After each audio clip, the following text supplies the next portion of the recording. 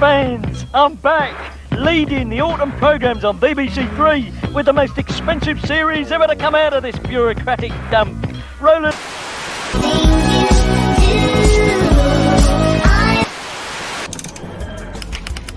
So where are we going? Further than we've ever gone before. Report. Structural latching system integrity breached. Prepare to take us out of here, number one. Fire up the engines, half impulse till we clear the nebula, then punch it up to warp 9. Ready phases, load forward torpedo bays. Engage.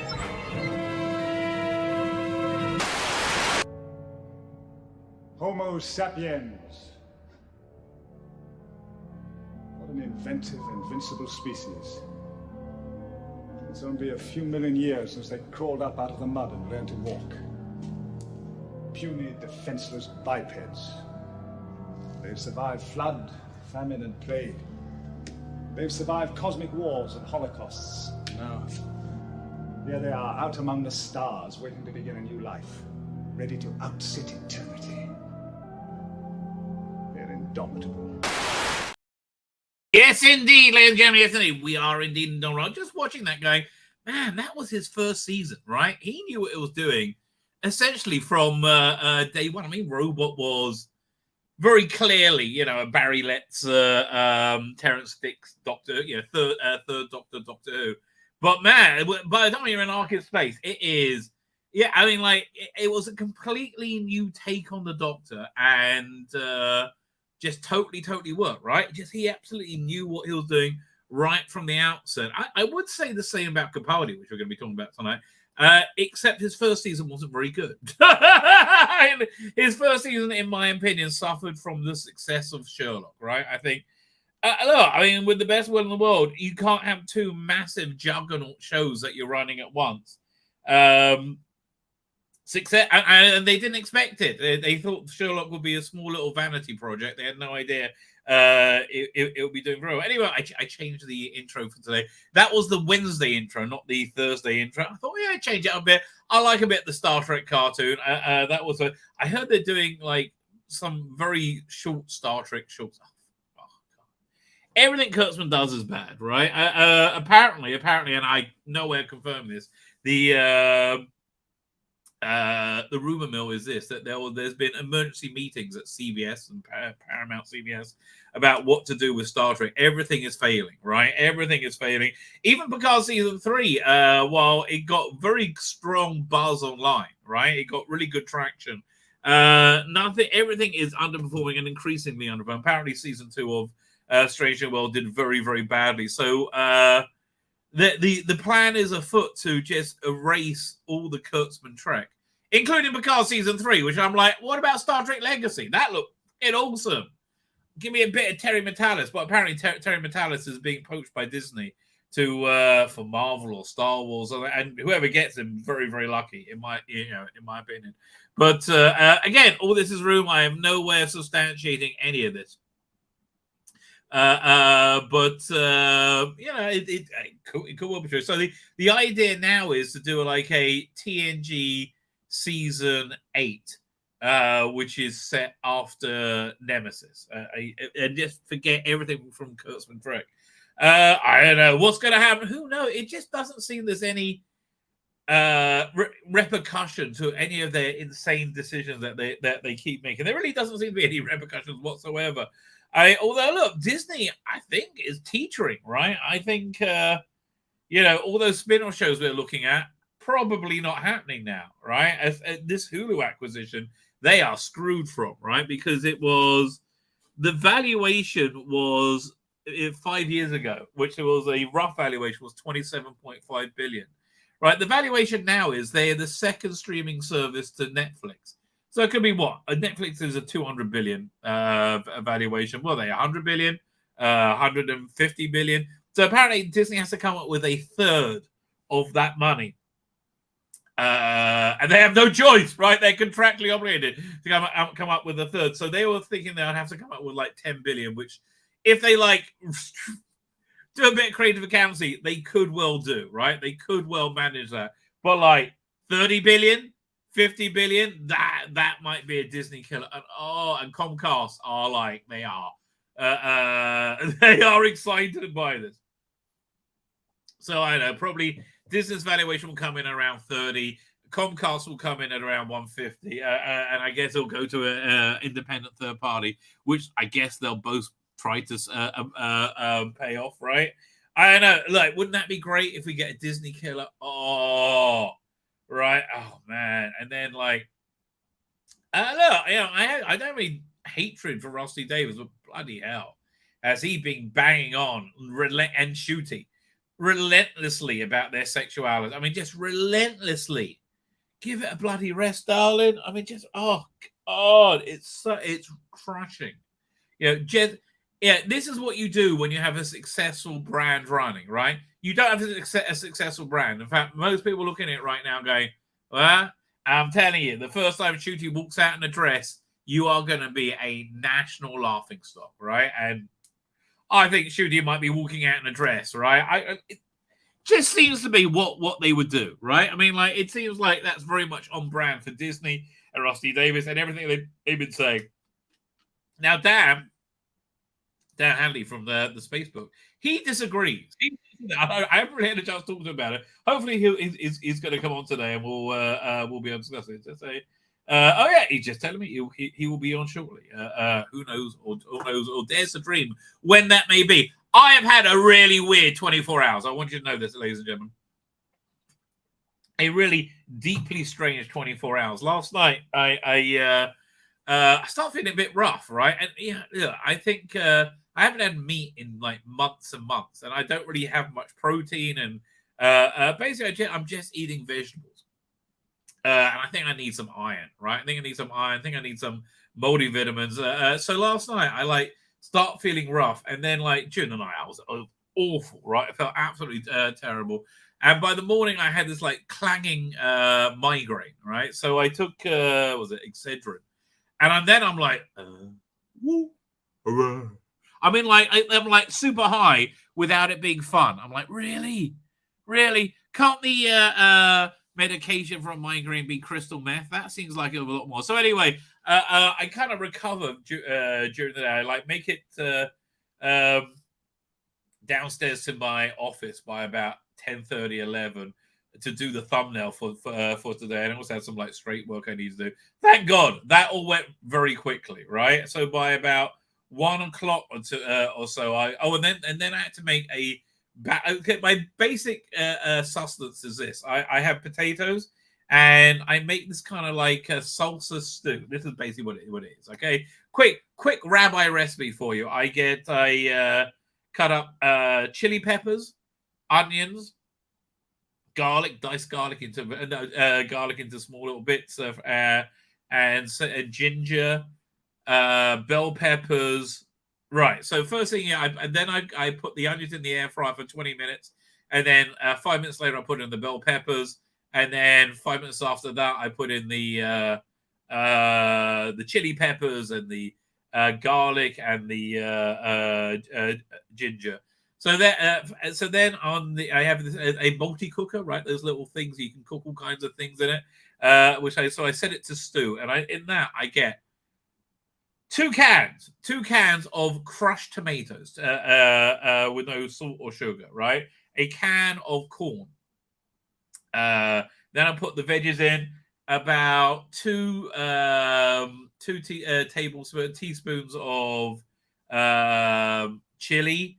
Dark chili, and 1 tablespoon of three teaspoons of chili and 2 teaspoons of cayenne pepper. Stir it up, and it makes kind of like this nice chili thing, right? It's very, very natural. So my last batch of it went off. Do you remember, on Tuesday, was it, when I was doing a stream, and I had to run off and projectile shit, right?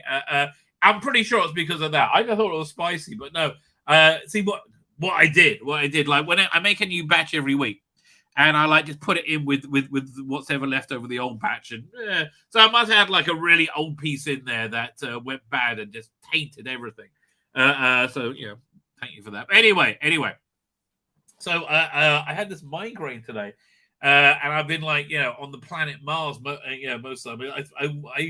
I slept for a good portion of the day. I tortured myself by watching Ahsoka. Oh God! How is Star Wars saved with us?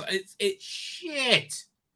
It is. I mean, like, honestly, am I really supposed to believe that AI writing can't do better than this shit? Of course it can do better. This writing is garbage, right? It's absolute garbage.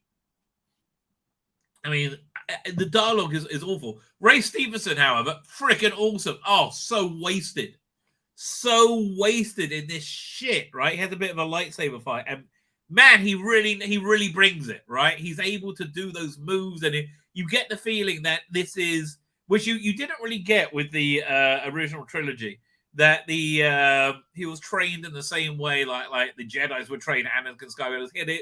He had a power and a grace to his movements. But man, and the only other good character is David Tennant Stroy. All the chicks, boring as hell, especially Sabine Wren. Oh God, she's so dull. She's a charisma vacuum. I'm like, who gives a shit about her? She's really genuinely awful, right? I have nothing I like about that character whatsoever, right? Absolutely nothing I like about that character whatsoever. I genuinely, I think she is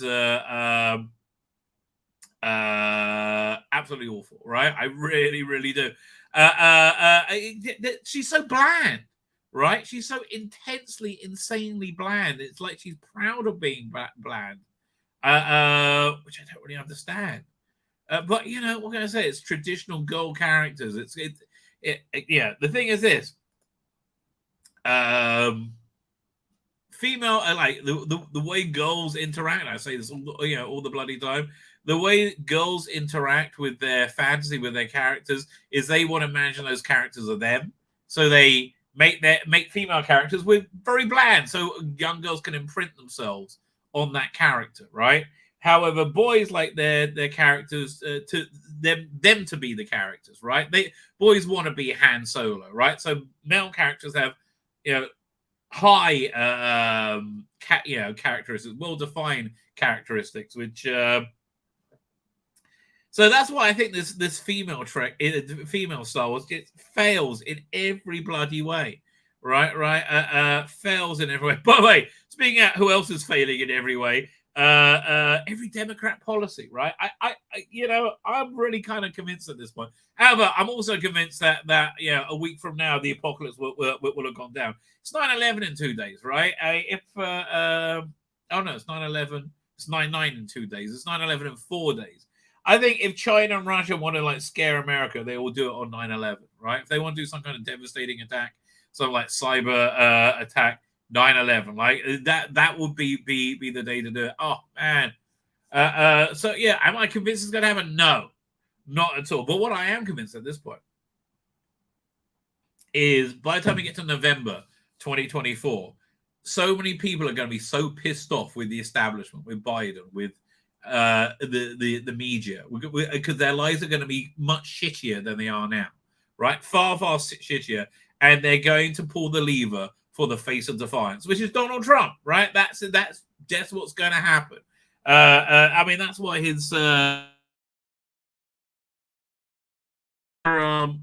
mug shot.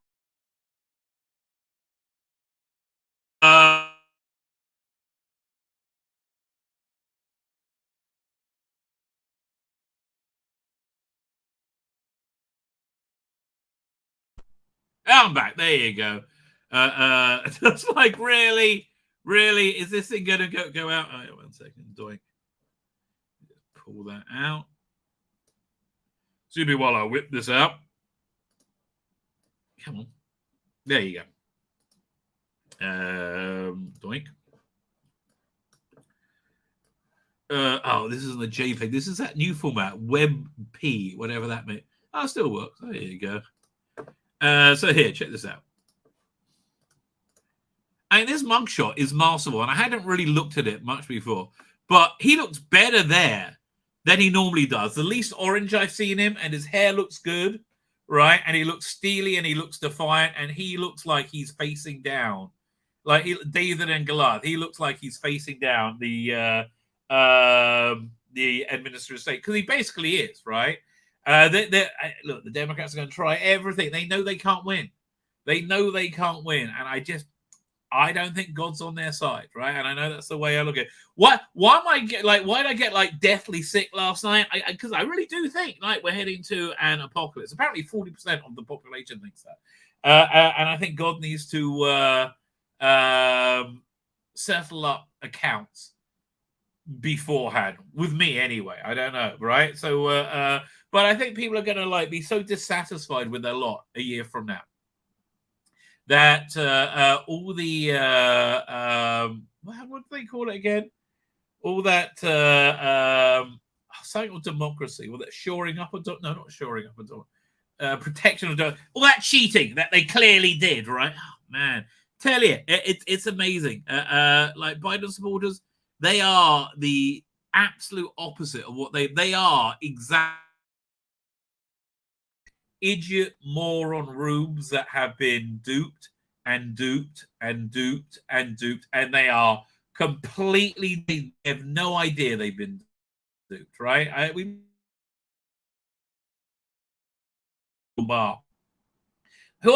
think is a reasonably intelligent person, has absolutely no clue that they've been completely duped about so many things, right? And you know, like once you've been duped, you will fight really hard to not believe that that's going down. But you know, like look, people went crazy. Trump derangement syndrome is a real thing. Here, check this out. So, oh man, so this is annoying me, right? Because you know, I'm a bit Jewy myself. I may have mentioned it every now and again. So apparently, breaking. Elon suggests he will release. Oh, let's go. It starts over here, I think. ADL push hard for us to shut down accounts like hires, even though it has nothing to do with anti-Semitism, which is supposed to be their charter. Elon, would you consider releasing some of their communication between X and ADL so we can see their true intentions? I'm definitely interested in seeing their request to ban my account. So yeah, dear Elon, please consider releasing communication. Thousands of us who have been suspended, throttled, and silenced and shadow banned. Like, look, the Anti-Defamation League, like, what the hell? But they're going after hire, what's her name, Rat Chick from Libs of TikTok, a Orthodox Jewish lady, right? Oh, they're so slimy, man. I just can't stand these slimy Jewish groups, right? Because I'm Jewish and it's just an embarrassment to me. So look, here's they push back by saying it's incredible. They push back and say, "Oh, we didn't do that, but we did do that." Tweeted something I didn't know, that the advertising revenue's down 60%. Right. But look, brands are big boys and girls. Listen, you woke piece of shit. You knew their advertising revenue was.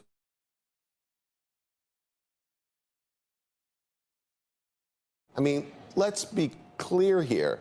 Like, this is the wealthiest man in the world running one of the most powerful media platforms on the planet. So we're just the little people. So do what we say. Otherwise, they're going to destroy your life. We're a non-profit here in New York. Yeah, non-profit. You look like you're a non-profit. So I think figuring out like who has the power in this relationship is pretty clear to me. Jonathan, how Oh, this isn't the clip. Oh crap! I got the wrong one. Now I got to find it because like literally he just said no, we don't try and get anybody to shadow ban, but we kind of do. Is this it? Yeah. Let's see if this is the clip because it's really worth seeing. Oh, they're so scummy. They just are so scummy. Like, what is their prize they think they're going to get for being scum? I don't understand, right? I really don't understand. Here we are. I think this is it. Doink. Hang on. It's thinking about it. Let's see if this is the right one. Save video as. ADL again.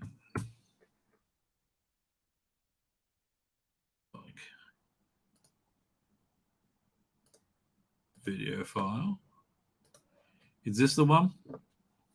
Can I ask a question? Because I know this has been a critique of your organization and of many. Were you seeking to have some kind of either role at Twitter or any kind of donations made or other things? No. I only say that because... No! We wouldn't profit! No! That would be crazy. Kind of. There have been folks who've looked at these situations and felt that they were being shaken down. Look, I think, let me be honest about that, right? Yeah, no, you're not going to be honest. Well, and look, dude, why are you going for the Lex Luthor look? What's up with you? I think it is sort of anti-Semitic trope to suggest when Jewish people express a degree of outrage over... You know what? Fuck you.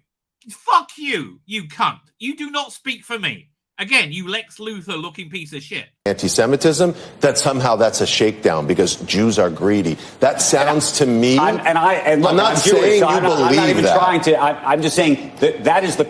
Occasionally you hear the critique among not-for-profits in certain cases that are involved in certain causes that talk to companies, and you hear it from leaders who say, I feel like I hear that, but my view on all of this, we've talked about this before on this show, I don't believe in, and this is really to you, Joe, I don't believe in cancel culture, I believe in counsel culture. Right. So someone makes a mistake, you help them fix it. So I'm going to help them fix it by just doing everything we say, right? Otherwise, we're going to call you anti-Semites.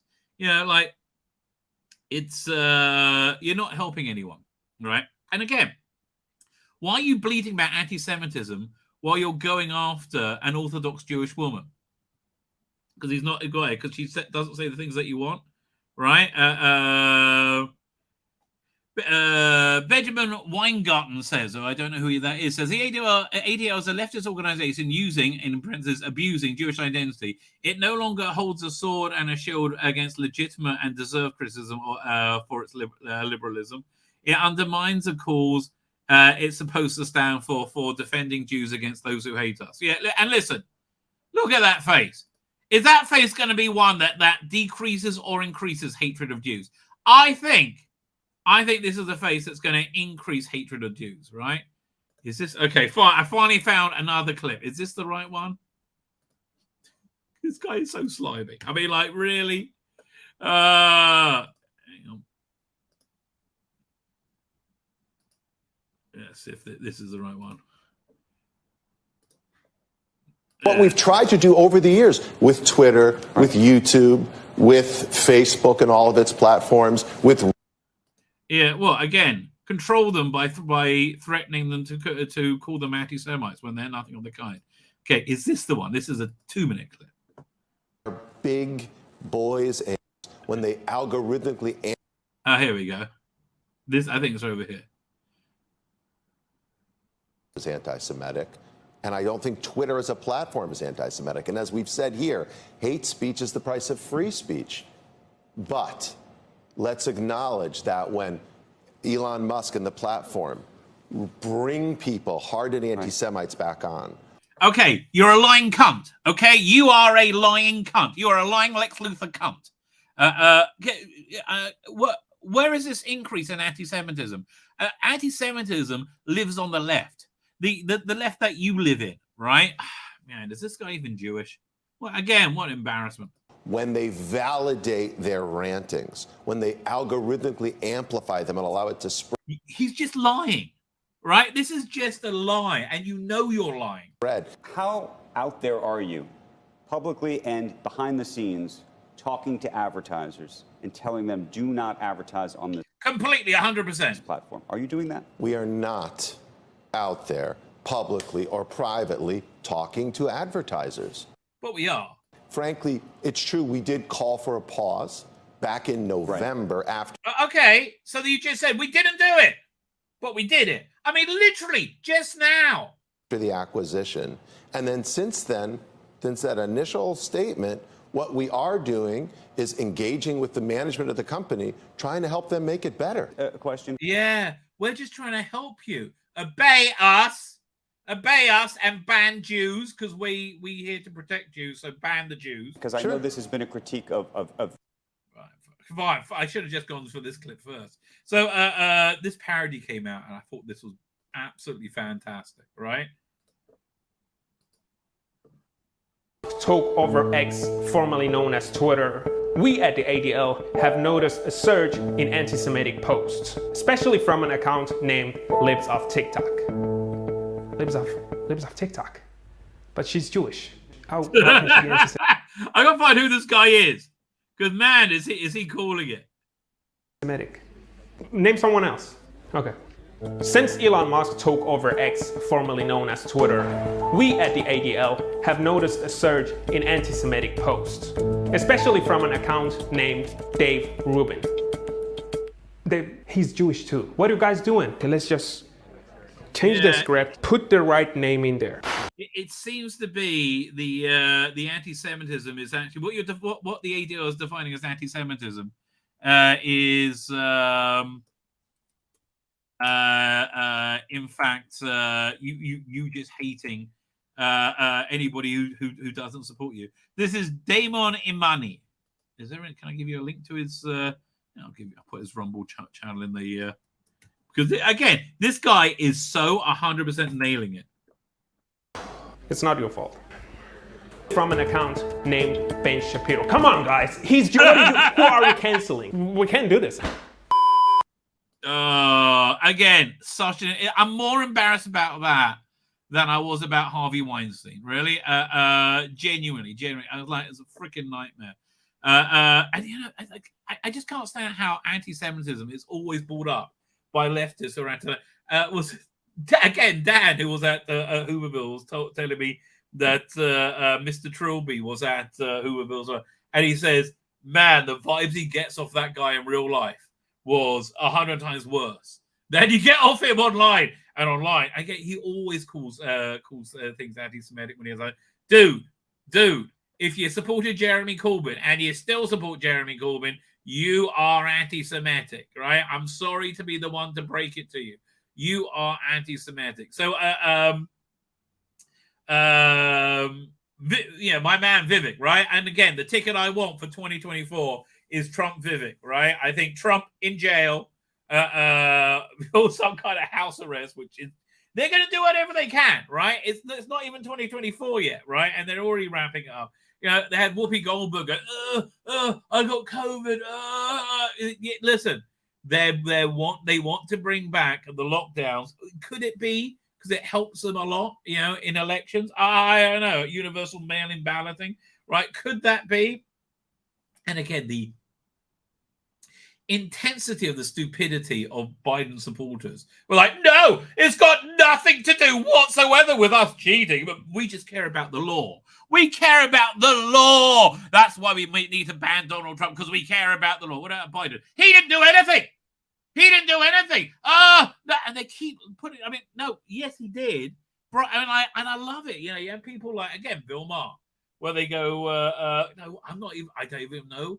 No, it was Jake Tapper. Jake Tapper was like, I don't even know what the allegation is against Joe Biden. Bribery and corruption, taking millions and millions of dollars to do favors as a vice president. And excuse me, you don't think every person in politics does that? Right, I'm supposed to believe, no. Yeah, you guys are just so intensely stupid if you don't. But yeah, they're ramping that up. Anyway, I'd like to see Vivek front and center and Trump in jail. And they will still win.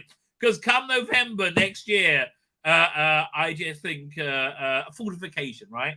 I think there's going to be such a mass of people who wants to give a finger to the establishment that they are going to pull that lever for Trump, right?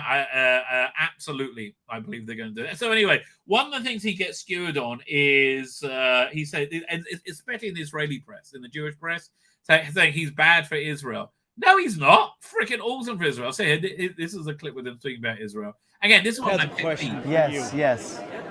Good to see you. What's your name? Good to see you. I'm Vaughn. So do you think he wants to be VP? Right? He says no, but that's what he has to say right now. All I know is he's playing a damn good game. You know, if Ron DeSantis had him as his campaign manager, Ron DeSantis will be beating Trump. 100%. Like, so far, he's run a campaign that's been freaking perfect, right? Like, I was watching Tim Pool earlier, and they essentially said for him to win the presidency, he's got to roll like 4 or 5 20s, right? Like perfect. Like everything has to compare. I think he could win the presidency. I would like him to, right? But I would like a Trump Vivek combination. That Trump's like burn it down, and Vivek's like, I know just how to do that. You have the emotion with Trump, and you have the intellect with Vivek, and oh yes, please. Very unusual name. Well, it makes two of us, and it both starts with a V. Yes, exactly. The United States and Israel. Tell me about the U.S. Hey, and here, Israel. let's the U.S.-Israel relationship. It'll be. He's good at being a politician as well. Be stronger by the end of my first term than it's ever been, because it needs to be about friendship, not about client transactional relationships. And so I don't talk in the way a standard politician does. I want to talk real talk. Abraham Accords 2.0. Do you know what the Abraham Accords were? Yeah. So now I want to get Saudi Arabia and Oman. That Trump didn't get a Nobel Peace Prize for the Abraham Accords is insane. Literally, he brought more peace to the Middle East, right, than any other president ever, right? It's crazy how well he did, right? He didn't get a Nobel Peace Prize, right? No, because he's a bad person. He's the orange man. And Indonesia into that pact. What is the biggest shared interest that the U.S. and Israel share in common right now? Make sure Iran never becomes nuclear armed. Number one priority. That's in our interest. By the way, the best thing that's stopping Iran becoming nuclear armed is Sputniks, right? 100% an Israeli cyber weapon. Oh, see, that stuff makes me proud, right? That stuff. And what do? They just released it onto the internet, and it found its way to Iranian centrifuges and blew them all up. It's brilliant, right? Absolutely brilliant. It's yeah. It's in theirs. I also love Israel. By the way, my first business partner in my major business was in Israel. I've been there countless times. I want to learn from Israel. I love their border policies. I love their tough on crime policies. I love the fact they have a strong national identity. I love the fact they have a good missile defense system. Good friends learn from each other. I can tell you, you want to know the best thing about Israel? I mean, other than the economy, and the economy is freaking awesome. All right? It's the best place to live in the world. The economy and the medical services, just second to none. Just absolutely fantastic. Like genuinely fantastic. But yeah, the border policy, excellent. And so that's what I've also said. I want Bibi coming to this country. I'm going to have a relationship with Biden, won't have him over. Great. So that's what it means to actually stand. So then I say, what have I said? We have to actually, would we defend Israel in the context of a military conflict with Iran? Yes, but I don't want to do it in a way, and Israel has always said this too, and they're with us on this. They don't want young men and women to die through ground troops sent to Iran. Right. So I said that. Of course, the political distortion machine. So Vivek's anti-Israel. Sure. Yeah, and that really pissed me off, right? That the religious media was saying, "Oh, he's anti-Israel." It's wrong, actually. But my view is we can't just recite the standard talking points handed to the GOP candidates in a binder. We have to speak honestly, and that's going to make for a stronger relationship. But this is why I like Jeremy Corbyn when I first saw him. He spoke like a human being, not in sound bites. I'm asking, why are you asking that question? Was it in the ether that I had that some of those criticisms about my? And again, this is where he's brilliant, right? Where he engages with people and he asks them what they think. I mean, it's such a simple tactic, and it's so brilliant. Just know that when we bless Israel, I mean, we're blessed as a nation. Yes. When we stop doing that, we are lost our way. Okay, if he believes that, I'm with him 100%, right? And I do, I do think that. Exactly, right. exactly. That's why I asked. No, I appreciate that. No, that's just because there's a lot of misinformation in politics. Great. That's where I stand. Great. I enjoyed the debate. Thank you. Oh, it was great. Thank you. I love myself a bit of Vivek, right? I really, really do. So here's Vivek. One more clip with him. This was destroying MSNBC. Oh, and he said, I love the way he's able to destroy the host. Oh, so good. Trump, but under you, people are worried about authoritarianism. You have preemptively promised to pardon Trump no matter what. Wait, 1 second. They're worried about authoritarianism, but you're fine with Biden, right? I mean, what? He's got the secret police locking up journalists now And literally, and we'll look at that in a second. Juries of his peers decide, as well as today extending those pardons to January 6 rioters. You've dismissed white supremacists as boogeymen and unicorns. You want to fire at least half the federal government workforce. That's over 1 million people. You want to remove the right to vote from 18 to 25-year-olds. That's over 30 million people. You want to get rid of birthright citizenship. In fact, you refer to voting and citizenship as privileges when they are, in my view and in the Constitution view, rights. Yeah, no, they're privileges, mate. Right? It's a right. It's a privilege to have that right. It's a very anti-democratic worldview. What do you say to people who criticize you for that? Oh, get ready to get your ass handed to you, mate. I don't think it's an anti-democratic worldview. I favor reviving the lifeblood of our constitutional republic. Revive actual free speech and open debate in this country. Revive civic duty in this country, something that our founding fathers envisioned. He said duty. Revive true equality in front of the law, where people aren't prosecuted because of the color of their skin or because of the content of their political views. One standard of the rule of law for everybody. I stand for the founding vision of the country, where the people who we elect to run the government ought to be the ones who actually run the government, when in fact most policymaking functions in D.C. are performed by federal bureaucrats. So yes, my standard is, would Alexander Hamilton and John James and Thomas Jefferson and George Washington, would they be proud of what they see today? Or they would literally shoot themselves, right? They came back from there, they'd be like, me, no way. Or would they be appalled? I think if they walked around and saw Washington, D.C. today, they would be appalled. By the time I leave office in January 2033 after 2 terms. Okay, I love the way he does that. And again, honestly, I would love him to roll like 4 or 5 perfect 20s, right? I prefer Trump. You know, Trump's got. I think the age does help. But man, I think I think these old people need to make way for kids, right? I think they need to make way for another generation. The Mitch McConnells desperately holding on to power. Just go. They will once again be proud of what we've created, a government with 3 co-equal branches, not 4, shutting down that administrative state, reviving civic duty, and reviving one standard of the rule of law for all Americans. And that is not a Democratic vision or a Republican vision. That is a pro-American vision that I think can actually reunite this country, which is what I believe I will uniquely be able to deliver as the next president. So yeah, I wonder if he resonates with Biden voters, right? I wonder. Yeah, this is his platform that goes along with that tweet, that video. He says, "Turns out they're threatened by clarity. Here it is: shut down the deep state. You got me there, mate. 100%. Declare independence from communist China. Stay out of World War III. Grow the economy. Revive national pride." Yes, all these things are very good things, right? All these things are very good things. We'll look at one more thing that is a very bad thing, and then we'll get to the chat. Actually, we've got 2 more things that are very bad things. Yeah, first, let's look at what happens when... tell you something, New York. Yeah, this is what happens when you have Democrat policy, right? They have to live with it. And suddenly they don't like it. This is the mayor of New York, by the way. Never in my life have I had a problem that I did not see an ending to. I don't see an ending to this. I don't see an ending to this.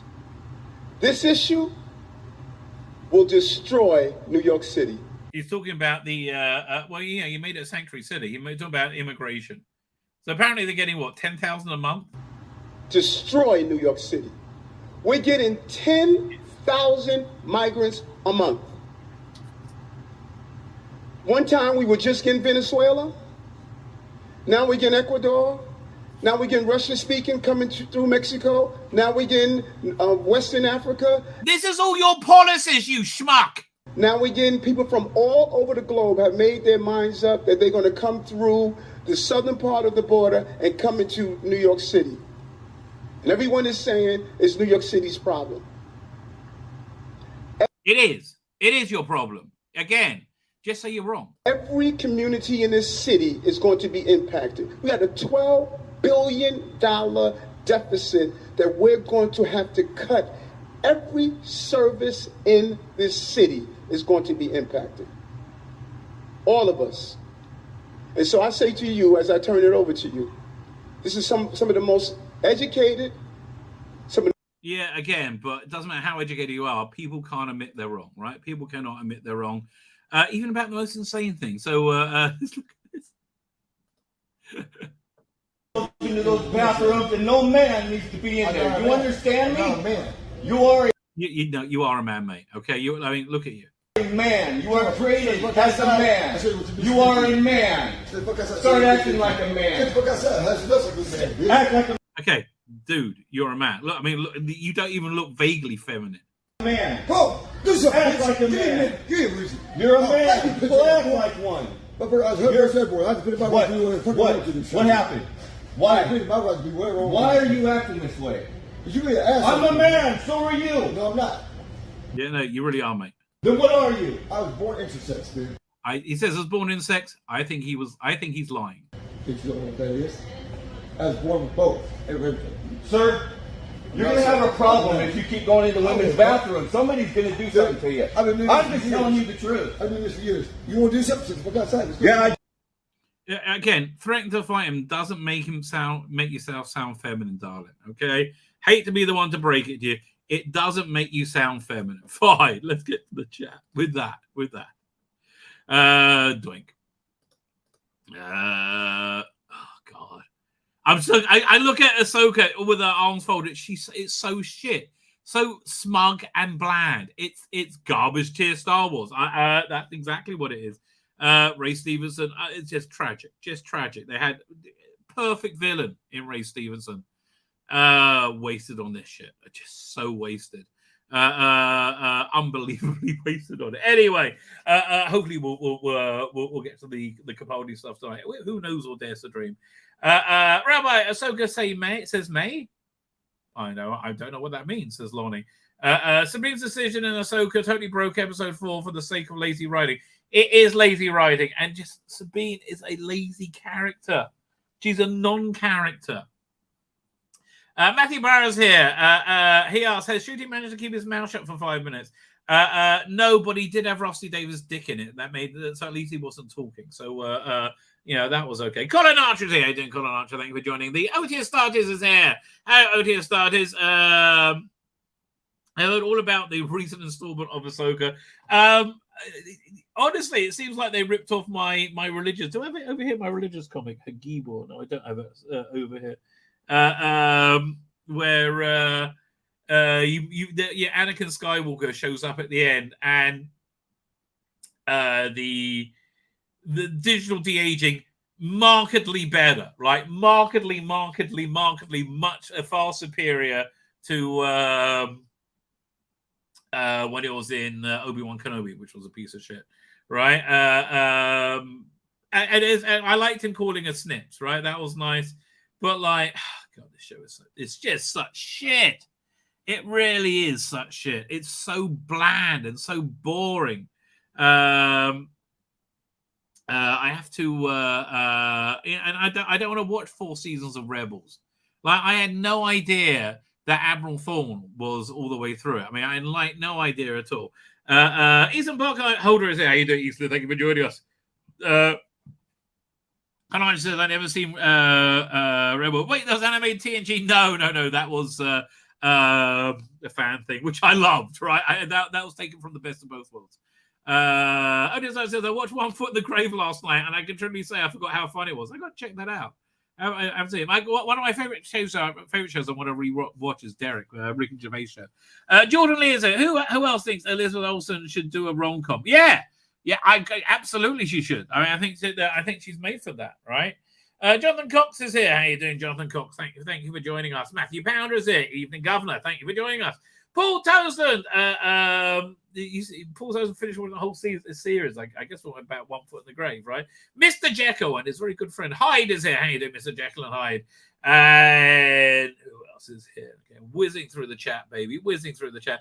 TARDIS time is here. Icky Thorpe. How are you, Rabbi? I hope you're doing okay. I know things look bad for Doctor Who, but now let's just pray and hope it will be the bar is really low and not looking good as I admit. I don't know. Listen, I think oh man. I mean, it might be okay, but boy, we've been at this dance so many times before, right? I didn't believe there was any possibility whatsoever that Star Trek Picard season 3 would be good, right? And it was excellent. I loved it. I loved every element of it. So maybe they just need to stop talking about being seen and like their how oppressed they are. How are you oppressed when you have your flag hanging from every government building and every school everywhere? Right? That doesn't sound like oppression to me. You know, like if you went through Nazi Germany, right, and you saw like big Star of David flags literally everywhere, coming off every building, I would say these Jews don't seem so oppressed, right? I'm saying the same thing about the Rainbow Alliance, right? Mattia Conti is here. Dear Mattia Conti, thank you for joining us. Matthew said the House of Marxism. I have no idea what I was doing. That's some time ago now. The Solder Engine's there. Solder Engine, thank you for joining us. By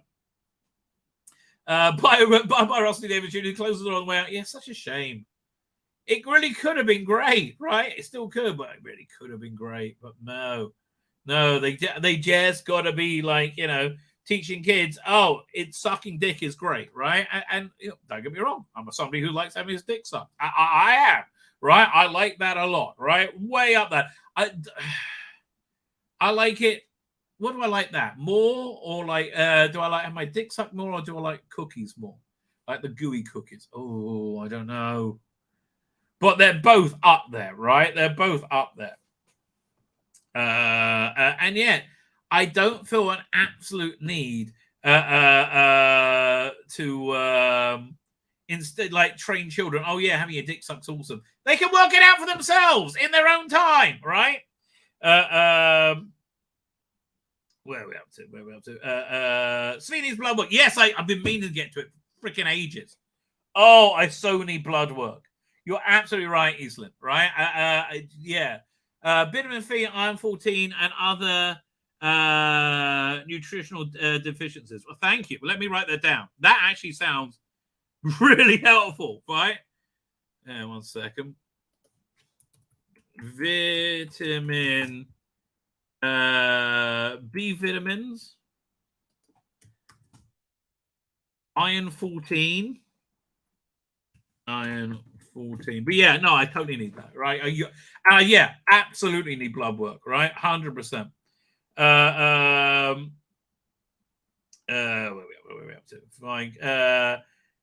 God can save Doctor Who. Yeah, he could do. I mean, but I think you'd have to destroy the world to do that, right? I mean, like, but I don't know. If it's work, maybe he'll work for Rusty Davis. I don't think that doesn't seem like how it's going down to make it decent. But that's what I hope for. Oh, God, I'm hoping for that too, right? Ahsoka saves Star Wars from any hope of redemption. Oh, I mean, maybe you know somebody's going to buy Star Wars, right? I think if somebody offers $5 billion for Star Wars, which is what they paid for it, and they massively devalued it, right? They might go for that. Right, they may go for that, and then John Favreau back in charge, right? You know, who was it, Doomcock or somebody? I can't remember. Midnight's Edge. In season 3 of The Mandalorian, you had the Mando with that big like gun, like who apparently was the John Favreau Mandalorian, right?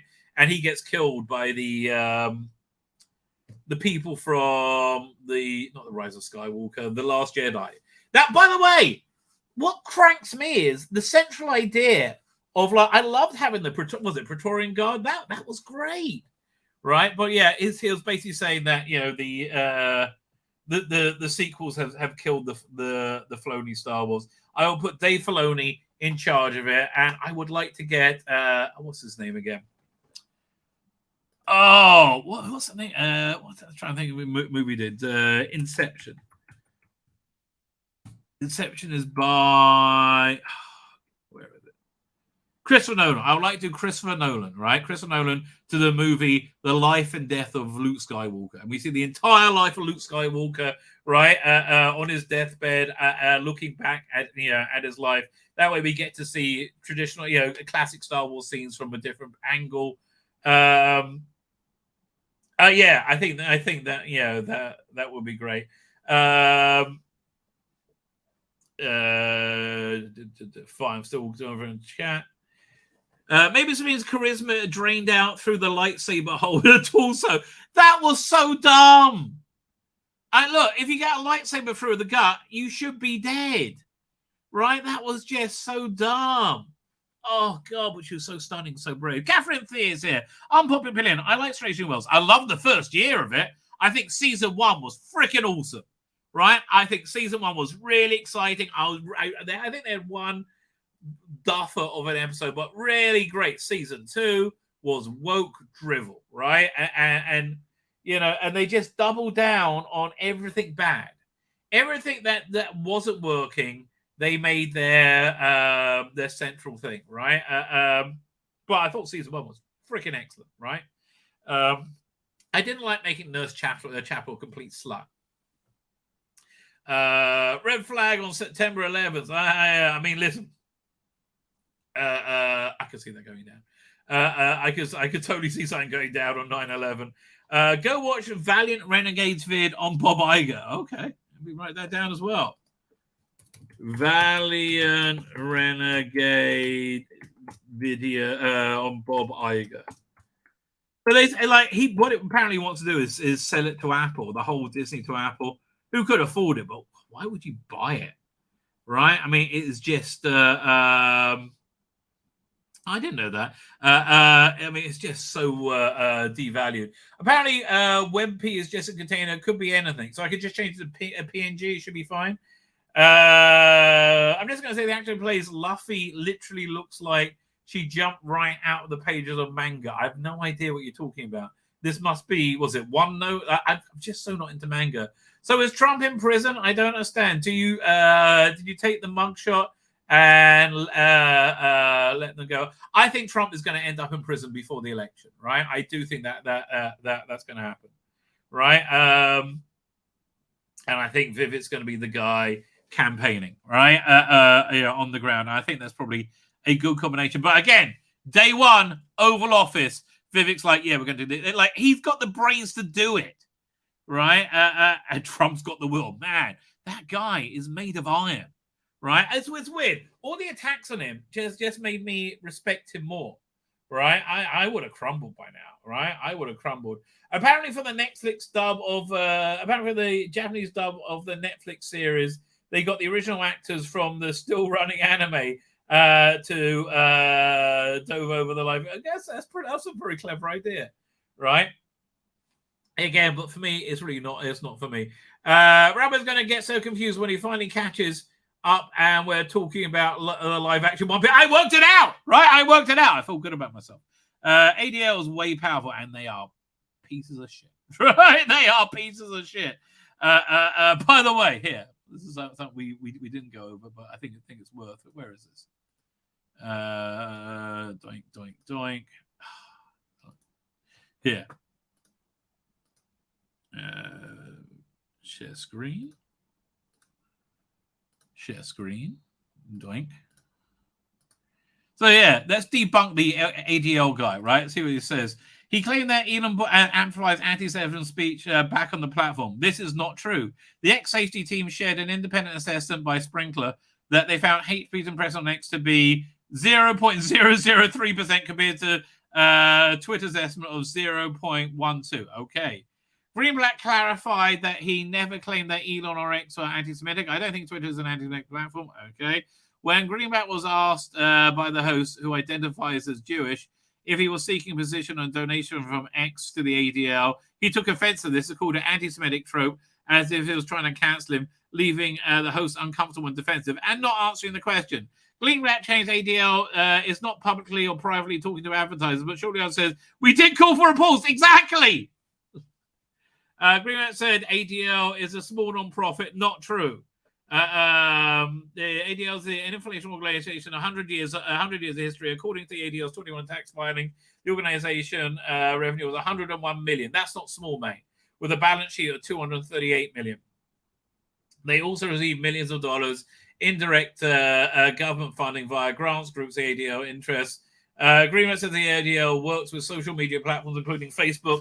We also saw in Politico that Elon Musk posted the ADL indirectly controls what can be posted on Facebook. I believe you. Greenrat claimed that he was not prompted by... it doesn't know what prompted Elon's tweets, but Elon was clear it was prompted by a 6% drop in ADL's interference with Greenblatt. I know, man, these people are scum. Oh, they're so scummy. Oh. Like, if you're a nice person, you're going to be happier. You should really consider that, right? You should really consider that. I'll be honest, I've been lying all the time since Lottie. You're absolutely right. Jack Lai says MSMT never criticized Twitter when Jack Dorsey was running it. I know. Or when they were liberally shadow banning or banning anybody they didn't like, right? I'll be crying if they casted Doomsday as Robin. Well, that'll be funny. Can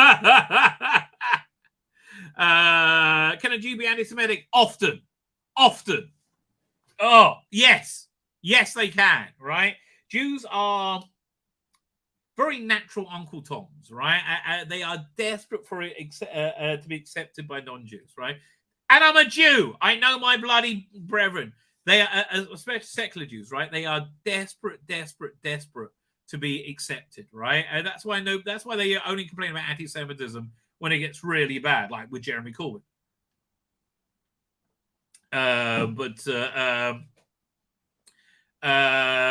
yeah, they will take anti-Semitic positions often. The ADL, I think, is anti-Semitic, right? It seems like that way. It seems like that to me. Countdown crash courses. Yeah, doing countdown crash courses. You have many of those courses. You're not just one, many. Where are we up to? I'm whizzing through the chat.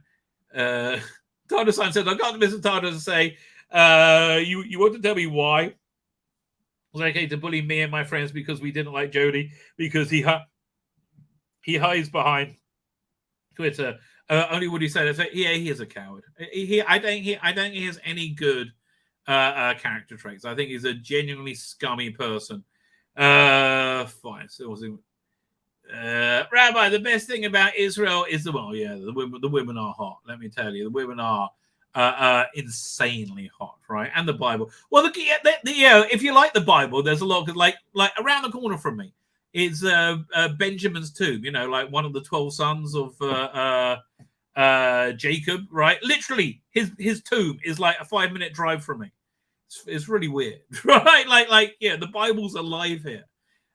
Also, the other thing is, there's a prophecy that the land of Israel wakes up when the Jews return to it, right? And there's so much documented evidence that Israel was an arid wasteland, right?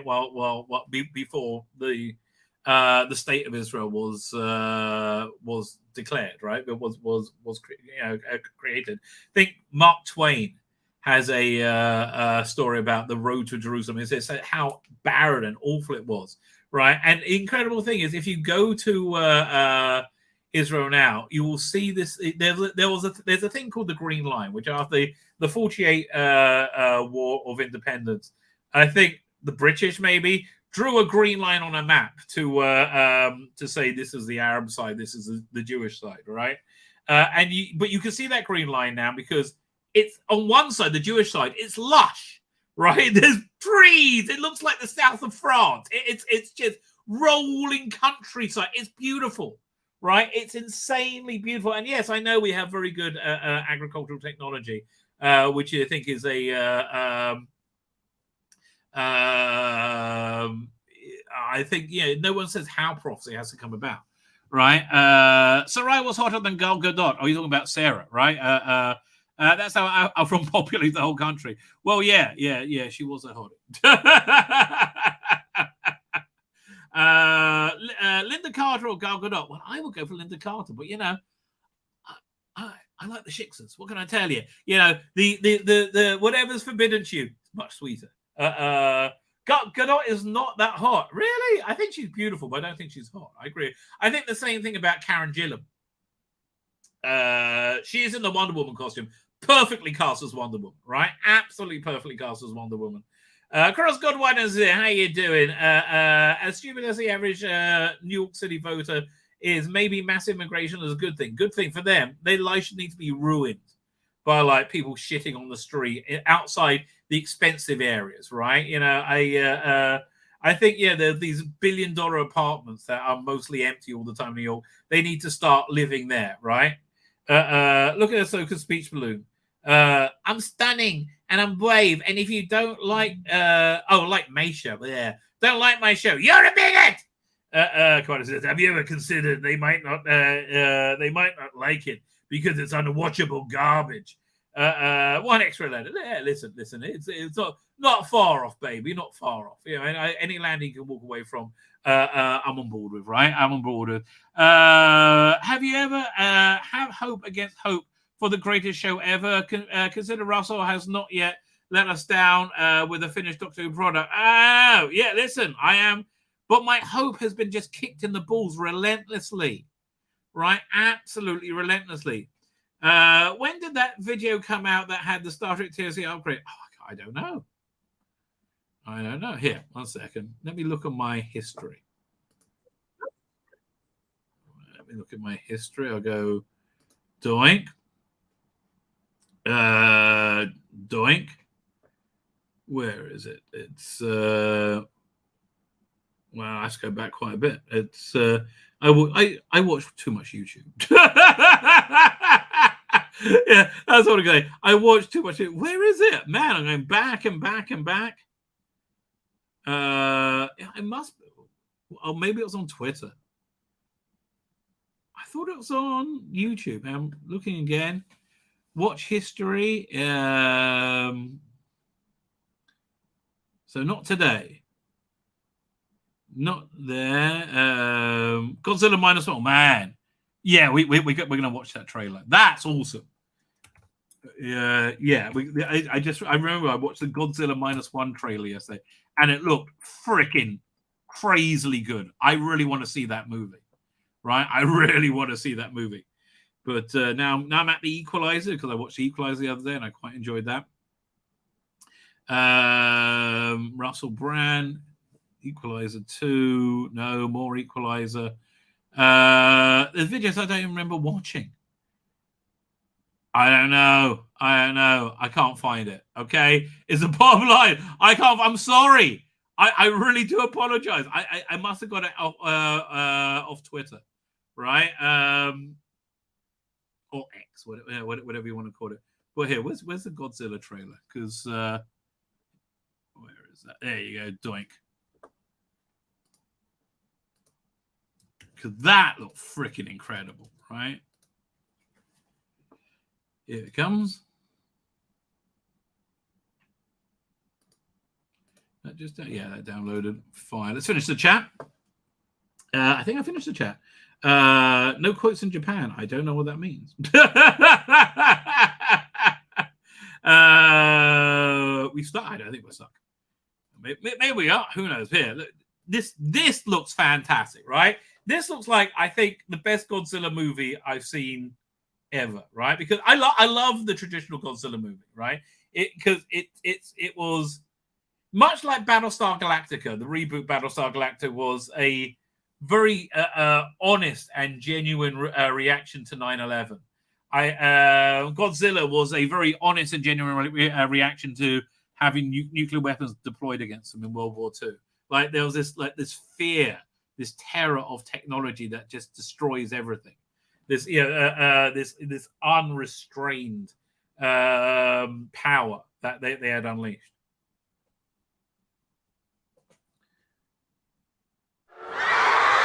Hey, firstly, just starting with that makes me excited. I have no idea what it says, but that just makes me excited.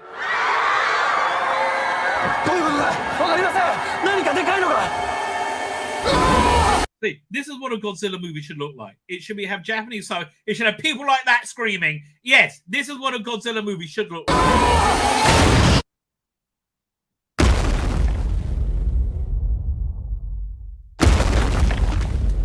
Wait, 1 second. The same guy did the special effects, wrote and directed it. Oh, that's actually a good idea.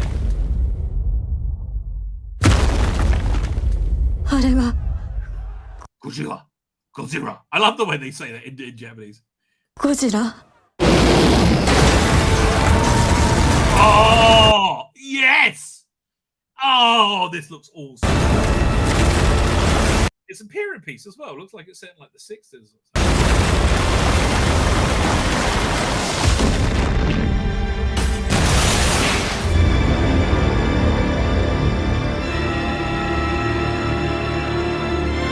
Yeah, again, this is their visceral, emotional reaction to being bombed, right, with nuclear weapons.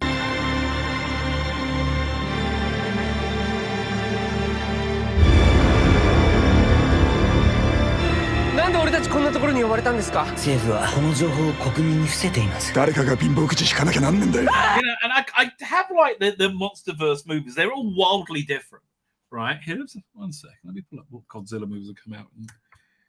Godzilla MonsterVerse movies. Because they're all wildly different. I mean, they really are. So you had, well, there's more than that. Actually, I just see 4. What was the first one? In Godzilla in 2014, that had, what's his name? Bryan Cranston, who was killed off in the first, like, 20 minutes or so. So that was, like, I found that a bit po-faced, right? Gareth Edwards directed. I found it a bit, like, took itself too seriously. Skull Island. Freaking love that movie. Oh, my God. You know what? 1 second. I'm going to download that trailer next, right? Because that is freaking awesome. Oh, 1 second. There you go. Is that the trailer? That's the official trailer. Here we go. Doink. Downloader. Doink. Let's go back to the Godzilla trailer because that. Again, I'm loving this trailer, right? This trailer looks awesome. Godzilla. Someone's got to do it. I don't know. I don't know what they're going to do. みんな死んだぞ。この橋知らず。その怪物は許しちゃくれない。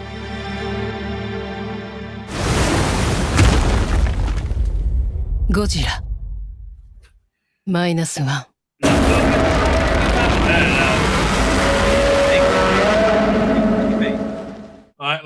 I know, but that looks awesome. Anyway, so next one was Skull Island. Then King of the Monsters. That was kind of like tonally somewhere in between Godzilla and Skull Island. It was more so. It was a very kind of, I think, genuine recreation of the Toho movies at their height. I think it really watched it. And then you had Godzilla versus Kong, which was just dumb, and I loved it. It was so stupid. King Kong had this big axe. It was dumb and awesome, right? And awesome. Here, we're going to watch the trailer quickly for Skull Island, which I think is probably the best of them.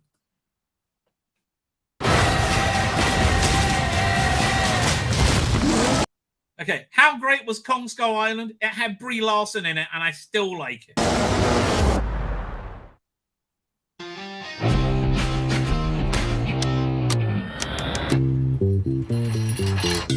An uncharted island.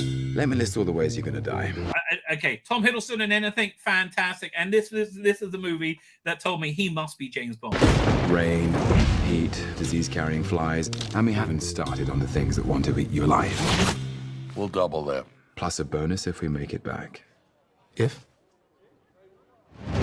In this dirty old part of the... Now, was the trailer better than the movie? I don't know. This trailer's all shitty.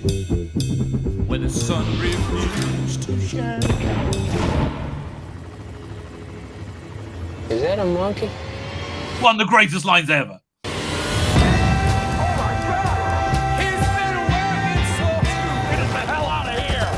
think it's probably Samuel Jackson's last good movie, right? And again, how they fuse it with Vietnam movies and Godzilla just fat.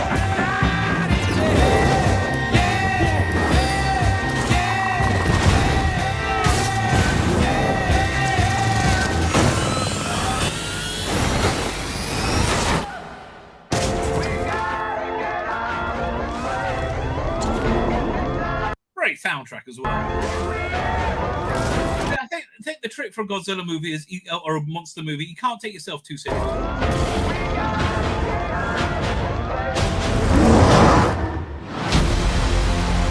That's Kong. He's God on the island. We don't belong here. Brie Larson before she was awful. Devils live below us. I call them skull crawlers. Why? Because it sounds neat. Okay. Look, I just made that name up. I'm trying to scare you. I'm fine calling them that. Are you cool with it? Yeah, She was normal then. I don't get. She was just somebody playing a role. I like the name. I want to watch this movie again now. I think it's on Netflix.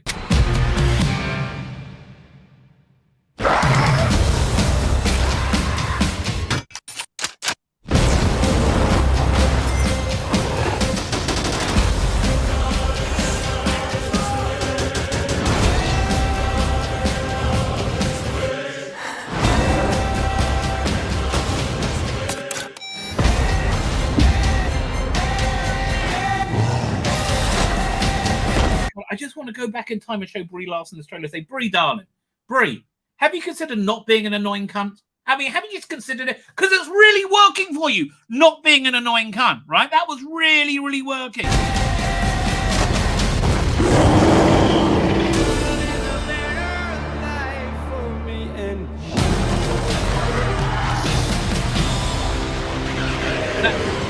That's better than King Kong having an axe. But again, I like that. It was just so stupid. Oh. So yeah, okay. I think they are too. Yeah, as I said, I like the MonsterVerse. I do like the MonsterVerse. Now, you know, is my love for the MonsterVerse unique to just me? Who knows? Or dares to dream? I think it's worth getting another opinion on this, right? I think it's worth, you know, doing a bit of mind melding, a bit of contact. Now, who would I want to mind meld with to find out if a MonsterVerse movie is? And just about any other question I have, it's something worth looking into. I could just go for an ordinary person. I could, but I won't do that to you, ladies and gentlemen. No, I only go for the royal blood. We saw how powerful that was in Game of Thrones. What royal blood I could get. A little bit cut price. Yeah, I have to tell you. There's a rumor, right, that Jews use Christian baby blood in making their Passover flatbread called matzah, which is of course nonsense, absolute nonsense. I mean, at least until it went, at least since it went up to $12.99 a pound. But I do not know how much the cost of royal blood would be. But boy, could they make good matzah flatbreads? Maybe we should check in with somebody who knows about royal blood. It is, of course, Birmingham's King of the Geeks, Dan Hadley. Thank you for joining us, sir. Hello, good evening. You okay? Having fun? I am having fun. I am indeed having fun. How are you, Mr. Hadley? I'm good. I don't mind telling you the temperature here. We've had a mini, really late heat wave. I'm sat here sweating like Fred West. It's not good at all. But I can sort of cool down a little bit as the night's going on. I think. At least I hope so. Because I'm live streaming later as well. The trouble with England is nobody has air conditioning, right? I went on holiday about 10 years ago, and it was like, we wanted to die. Like, what the hell? And I went out for pizza with my kids. It cost me over $100, like kosher pizza. So yeah, everything's important. The Great British Rip-Off, that's what they call it, mate. Everything here is sky high now. Expensive, right? And it's like, again, I think America. Is it any wonder? Is it any wonder that, going back on what you've just said, that the only people who can afford aircon are the supermarkets? They're the only place you'll find. Well, that and cinemas, right? And sadly, there's nothing on anybody wants to see, right? It's all. Although, were you here when I was watching the Godzilla trailer? Yes, I caught the tail end of the new one, Godzilla -1. I mean, that looks fantastic. Yeah, it's a short trailer. I'll show you again. It's so good. Looks wonderful. Yeah, it looks. The opening bit, it's just so good. It's worth watching again.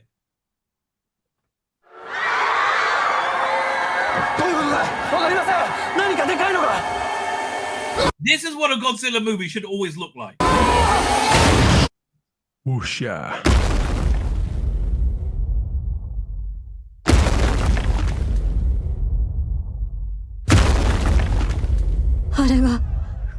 Godzilla? 「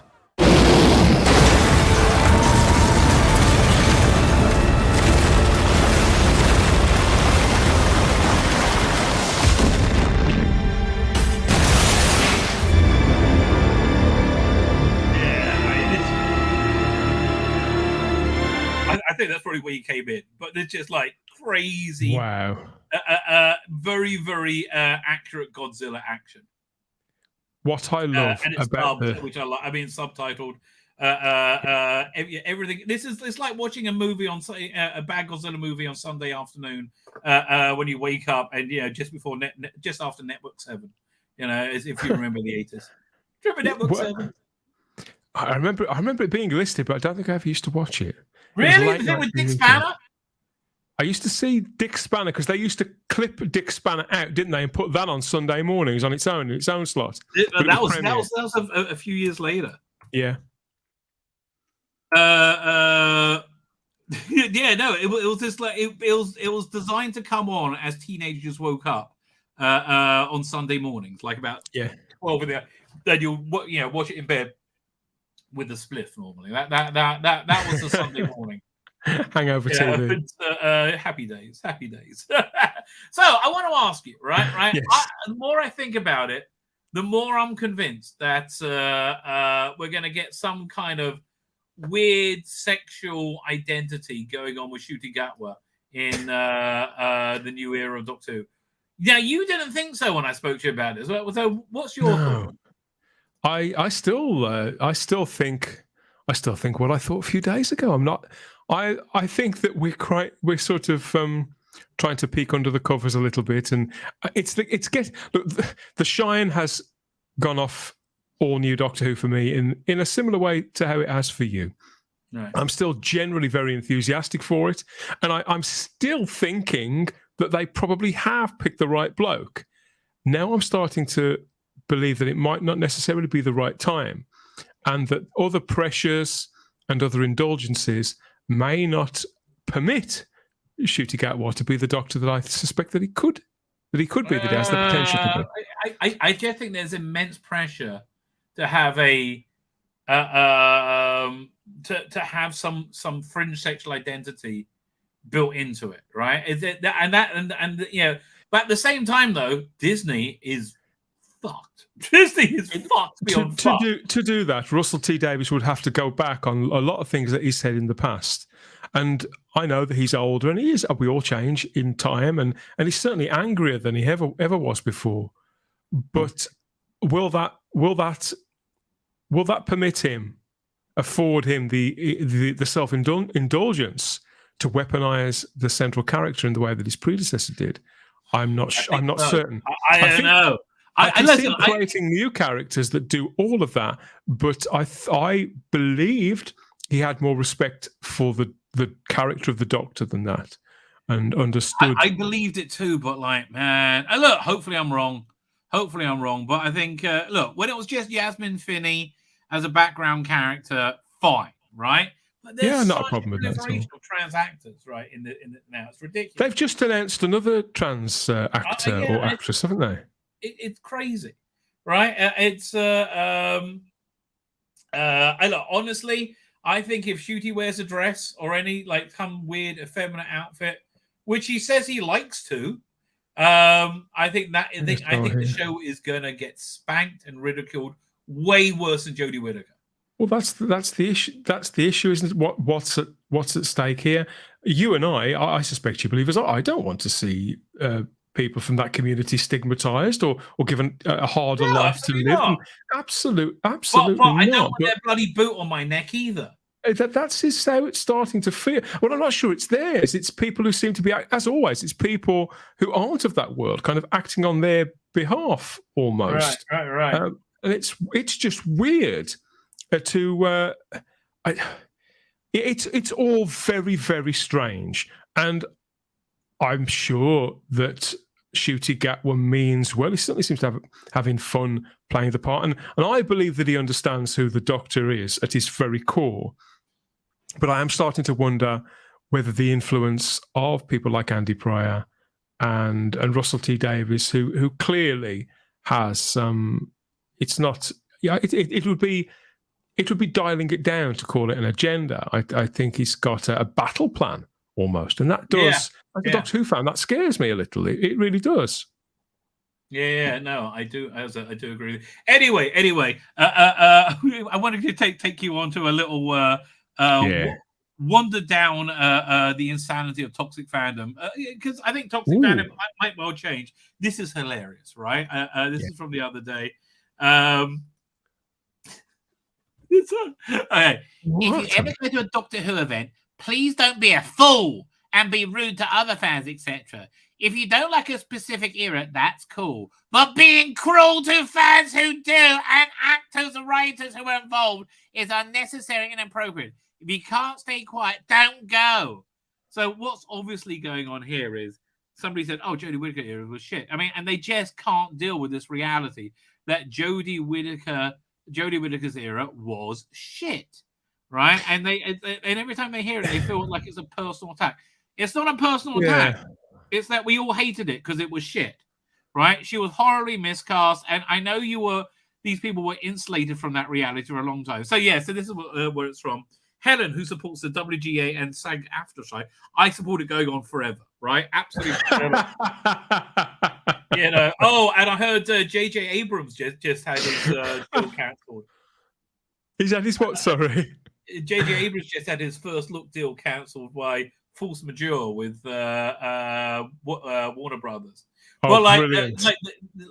like Hollywood's out of money. They're fucked. I mean, like Disney is contractually obligated to buy Hulu right now, right? By the final third of Hulu. When they signed on this deal, I believe the rough evaluation in 2019 was 27.5 billion, right, for their final third. Now it's a much more valuable platform. Apparently, it's the second largest streaming platform just after Netflix, which is worth 200 billion. So Disney has to come up with a third of whatever the valuation is. And so let's say the valuation is 150 billion, which could well be. They got to come up 50 billion. They can't do that. They just don't have that. They will have to sell major stuff to be able to do it. Be able to do it, yeah. I mean, looking at what Williams said there, and I know William a little bit, and I don't really know. William is he's not really any fonder of the Whittaker era than either of us. Not really. If you read between the lines of what he says, a line. But he can't resist in towing this line. Political line. And I've spoken to him about it before, and he and we've cleared the air a lot. And I'm sure he wouldn't mind me saying that I'm puzzled by statements like this. I think they're unnecessary. I say he's not a child, so I don't want to patronise him, but I think this is unnecessary. And Helena, who's had this experience here, how many of us... Before you go, let me read it. I haven't got to it yet. Had a very frustrating and upsetting experience in a convo about the 13th Doctor Day. Felt completely ganged up on and invalidated by the entire room. Everybody hated it, you dumb cunt! That's why! It's like, I'm sorry we all hated it because it was shit! Stop crying! Well, Helena's experience was the experience of pretty much every Doctor Who fan from, say, 1982 through to 2005? Yes. All the time. I mean, listen... I'd say to Helena, fan wasn't a magnet for the ladies. Let's just put it that way. And more above that, it was certain to get you abject ridicule. I mean, this actually sounds quite tame compared to some of the experiences that I had. People saying the 13th Doctor was shit. Get over it, darling. Chibnall's writing was atrocious. It was sub-professional. So what's this going on? This almost sounds like people having a conversation and disliking 13. I don't see a problem with this at all. Yeah. It's okay to have an opinion. It doesn't seem like they inserted it anywhere they shouldn't have. Well, William, in William's piece there, in his statement at the top, he's taking it upon himself, William, to speak from a place from assuming a high ground. In my view, in the way that he's speaking, as if he knows the way to deal with this. But the problem is that Helena William's speaking as if it's a loud minority of unreasonable, cruel people who go into these situations and kind of spoil it for others. And that's not what's actually happened if you read and they act like they're looking forward to spoiling it. No. People just say, oh my God, it was unwatchable shit. I'm sorry it was unwatchable shit. And Helena was in the minority quite clearly, which is never a nice experience to be if everybody disagrees with the take that you've got, particularly if you're a little bit younger. It can be quite hard. But I'm sorry, you do have to kind of sort of grow a pair, a good. You have to temper your own character, I suppose, by suffering these kind of slings and arrows. And if you enjoyed it, Helena, absolutely stand by the reasons. Communicate why you enjoyed it. And if people disagree with you, then so what? It's one thing for I just find statements like this a little. I don't think he's. The thing is, I don't think he's being. Is he being false? I don't think he is. I think he genuinely feels that this is the best way to try and address these matters. And I believe that William is at fault there. I don't think there's any need to do this. I think that as a content creator, he's got plenty of his own opinions that people do want to hear that are valid, and lots of his own idiosyncrasies, and he should go with those and just maybe drop Helena a DM and say, look, sorry you went through that. If there's anything you can do, you want somebody to talk to, then that's one thing. But statements like this aren't going to help anybody or solve anything. Helena just needs to grow up and accept that people don't like the same things that she does. But she's coming from a generation that have been robbed of the ability to be wrong about anything. Exactly. Right? It's just like they're so weak. It's such a weak generation. And mate, it's one thing to be wrong about objective things. Anybody can get their facts wrong, but to be wrong or to be swimming against the tide in something as subjective as whether you enjoyed a TV show or not, is it really this amount of trauma? I mean, yeah, I believe that the Whittaker era is objectively bad on that kind of level. But if somebody enjoys it, then they enjoy it. I mean, I'm sure that I know that some people say they enjoy it when they don't, but that's another matter. But if somebody says they enjoy it, I have to take it at face value. And if they want us, I can't help it if they proclaim their love of the Timeless Children or some other nonsense. If I go white all over and have some sort of flashback like a NAM veteran to the 50 minutes of my life I spent watching that. Oh, I've watched it more than once. It was every time. Yeah, I think I I can't speak this evening. That one I watched once, but I think all the other episodes I have sat through twice. I kept falling asleep during them because they're so freaking awful. Oh, unbelievable. And they were so freaking awful. How much time do you have? Because you're on in an hour and a half on your channel. I got on a little later than usual. I've noticed that Paul Toastland in the chat says, "How does he get away with at BBC William Pooh?" Nobody knows, Paul, and nobody knows. He has again something to ask him. I think they're turning a blind eye. I think they're turning a blind eye. And I think they'll be wrong not to. Right? Like what's the big deal? So I am on later. I am on in a little while. So I've got about another 10 minutes. I'll hang with you for another 10 minutes. So I was going to start going over the Capaldi years. Do you want to have a look at it? Go on. What's this? This is the 1 second. This is the Doctor Who magazine poll. Yeah. Poll of polls for Doink. For the Capaldi years, and I normally go over and see do my own a list at the same time. So the top one, right? The top one is his last story, World Enough in Time and the Doctor Falls. These were excellent stories. I mean, I love these episodes. They were fan-freaking-tastic. Is that the best, you think? I wouldn't say so myself. But I can see why people vote for it. I don't think Heaven Sent is his best. Right, no, Heaven Sent is rewatchable. I've tried rewatching it many times and I just haven't got through it, right? Fine. So let me see. Okay, so here's how I do it. I do so fine. So right now, number one is on my list is the World Enough Time, Doctor Falls. Then after that's Heaven Sent, but we're going to go through it. Mummy and Orient Express, number 3. For me, I think that's way better than Heaven Sent. Do I think it's better than World Enough in Time? No, I don't. I like World Enough in Time a lot, right? So I'm going to put that as my number 2 right now. But then we got Flatline. Flatline was like the one good story from season was it 8? His first season. Oh, you're not keen on season 8? I really like it. It's what interests me about this is seeing the stories float to the top here that aren't necessarily those high concept two-parters that were very much hyped. They're smaller stories about kind of lower stakes with old-fashioned monster thrills and things like that, or conceits that just flip something cleverly rather than try and sort of turn the universe inside out. Yeah, no, I do agree with you. But here, let's just quickly go through his first season, right? Yeah. Deep Breath was like an hour long, and it was about 20 minutes too long, right? They needed to cut out all the Madame Bastra and Jenny stuff, like all the that was it, and it really slugged up that episode. Into the Dalek, I enjoyed. I thought that was a strong episode. I think that showcased him. Robot of Sherwood should have been good, but it was a bit of a clanger. It was a bit weak. Listen, I put that kind of with Heaven Sent, right? It didn't really come together.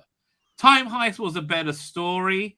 That was okay. The Caretaker, though, I thought was a bit CBBC. Kill the Moon was great until the ending, and that was just stupid. Mummy on Orient Express. I forgot that was in that season. I mean, I like what's his name in it. Howard Skinner. Was it Howard Skinner? No, you mean Frank Skinner. Yeah. Yeah, I thought that was good. But again, so Flatline I thought was great, had a genuine good villain, and I like the TARDIS shrinking. In the Forest of Night, crap. And then Dark Water and Death in Heaven should have been awesome, right? The ideas of Cybermen climbing out of graves should have been awesome, and it just failed, right? I just think that the problem with season 8 is that Sherlock had blown up and become hugely successful, and they weren't expecting that. And I really think it took focus off Doctor Who. I agree with you about is it Death in Heaven, the finale of series 8? I thought the final episode was pretty awful. It was undisciplined. It was how can I put this? It was a massive disappointment on pretty much every level. Although I have to say the difference between Magician's Apprentice and Heaven Sent, Magician's Apprentice and Dark Water or Death in Heaven, whatever it's called, is the same difference between Dragonfire and Remembrance of the Daleks. It was like, oh, this is awesome, right? You got the Doctor coming out in the tank, and I know a lot of people hated it. I loved it. Freaking loved it. And I love the scene where they turn up and the Doctor's having this like final party, and he's got his guitar, and when he sees Missy and Clara, he starts playing Pretty Woman, and you don't know who he's playing it for, right? Yeah. And there's so much about it where I think like Capaldi really had nailed that performance, but in his second year. But in the first year, I think he was trying to do a very green, fresh Doctor. Like he was trying to work out who he was. Anyway, so was it. So far, we're up to number 4, Flatline. Flatline I'm putting as my number 2. Oxygen. I can't believe that's number 3. That's number 5. Oxygen was a okay episode. I think, like I said before, I think it's because it's a really simple conceit behind it. The stakes are very measurable. Everybody can relate to what's going on. It's no high concept. You can watch that in 45 minutes.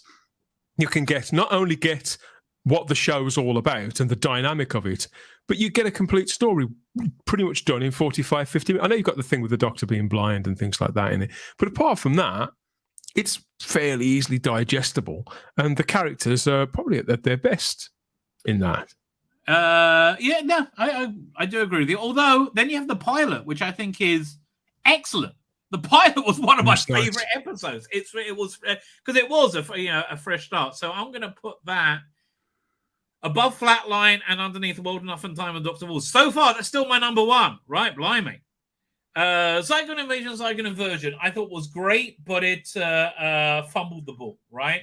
The idea was it was commenting on like ISIS and radical Islam in England at the time, and it just completely lost it.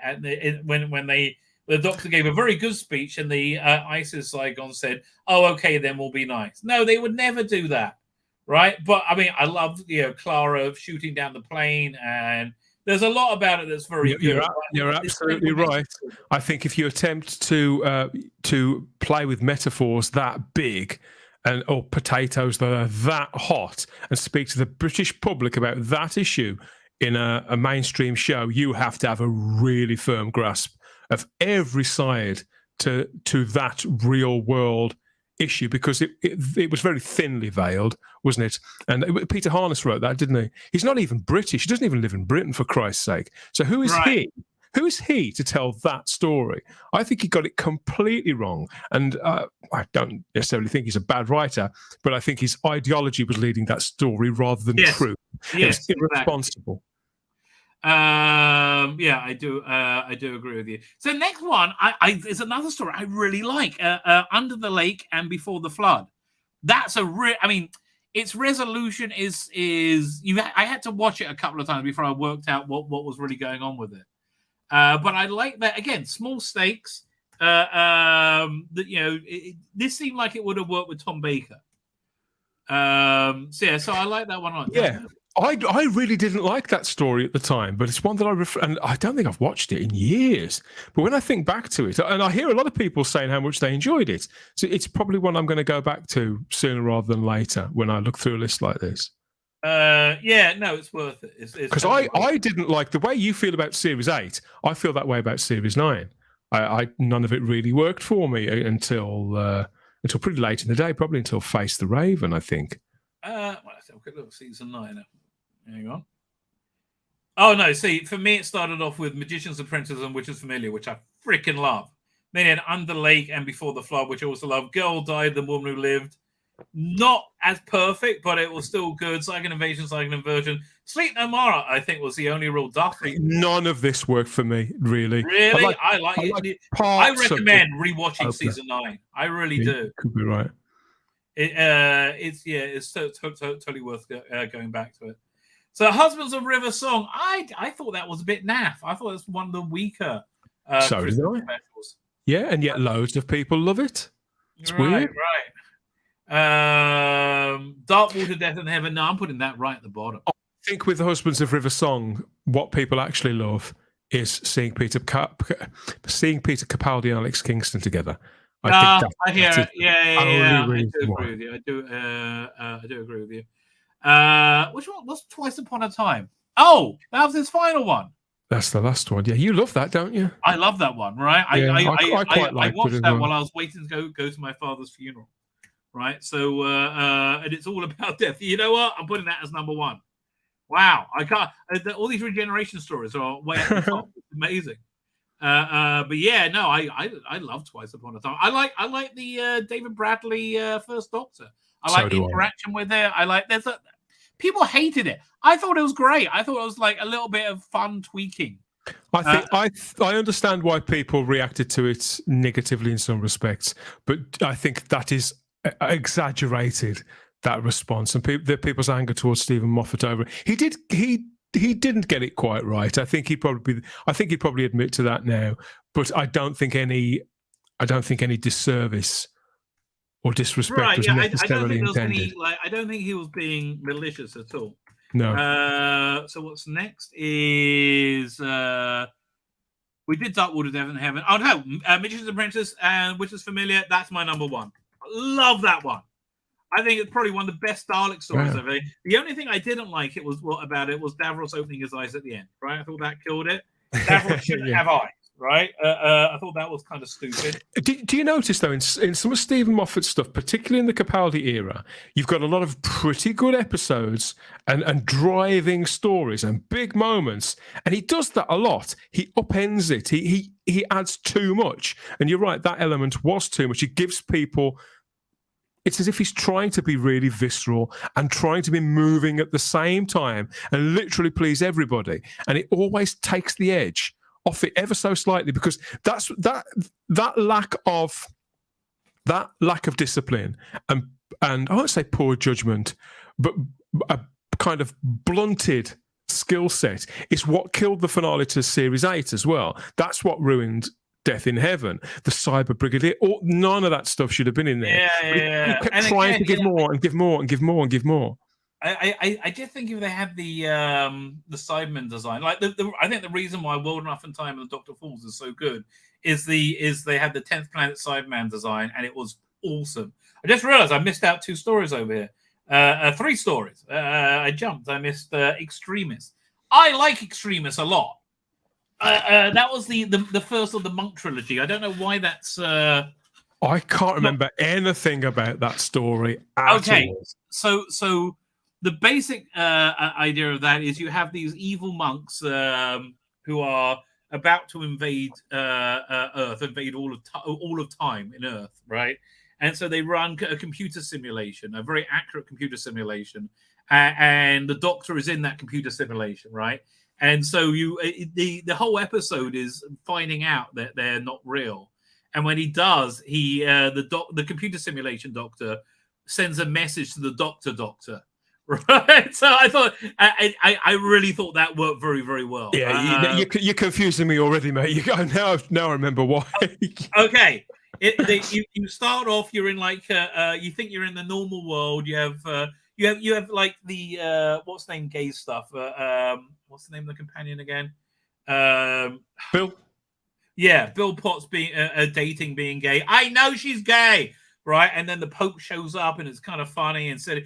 You have this whole adventure about like this secret book, and then they find out right at the end they're not real. They're a version of themselves, and I like that a lot. So where would I put that?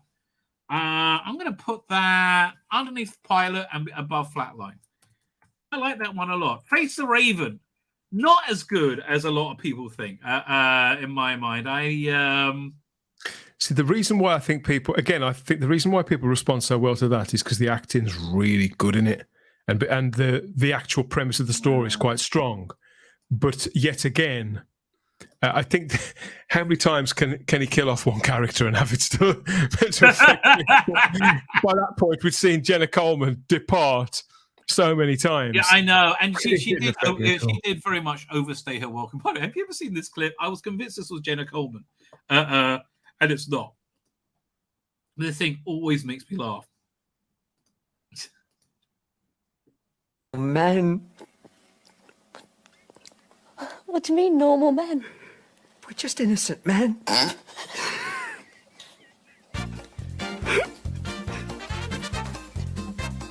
No, it's not Jenna Coleman. It's some CBBC, but this just cracks me up.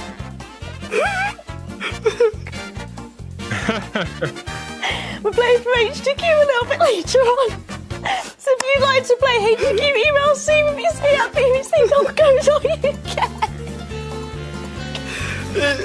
Oh, you do it. Do get permission and leave your phone number, because by jingo, it'll be worse than this if you don't. Oh, you're just kidding. You love this.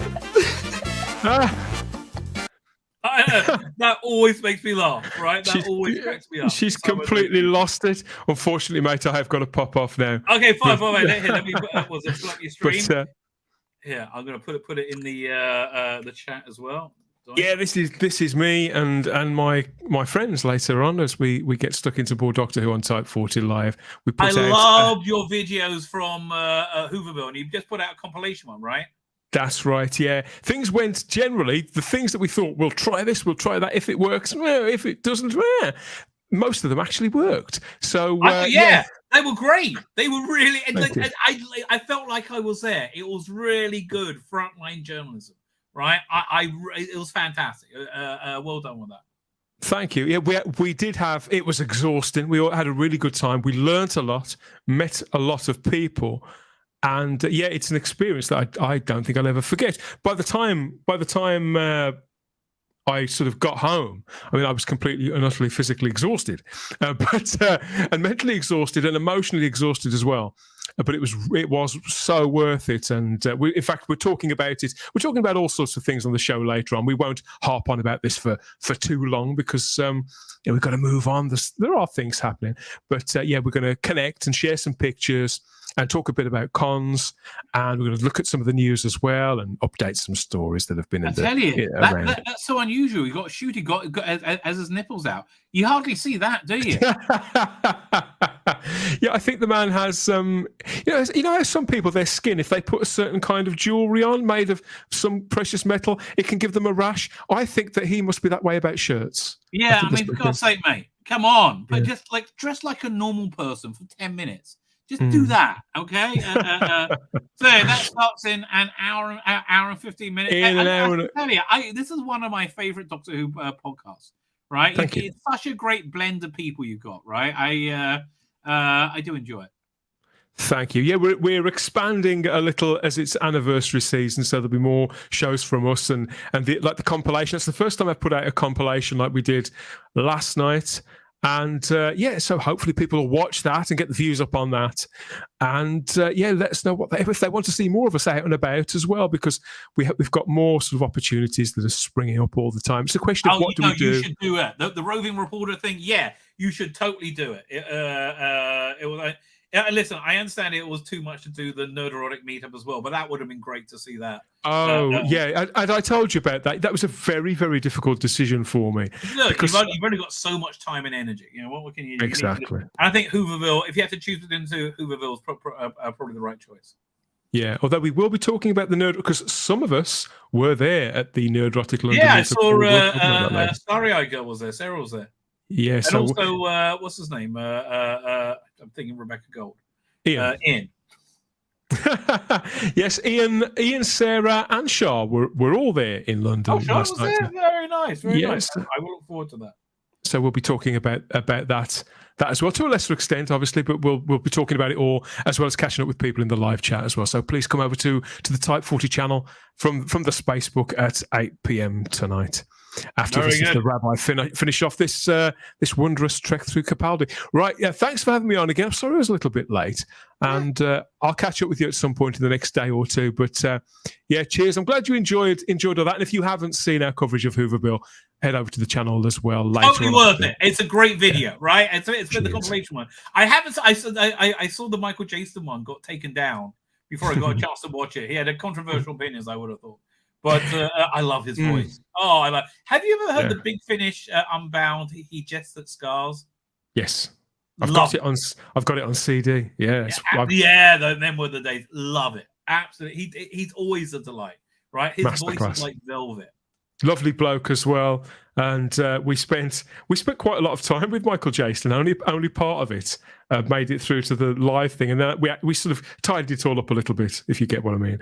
But yeah, most of it is there. You should have a members one for the unexplicated version, okay? And in the compilation as well, we were also able to put in things that we couldn't live stream on Saturday, such as a big chat with Matthew Waterhouse, who was so generous with his time. So that's in there too, and that's in high definition as well. He really is. It's that's very open, very honest, very interesting.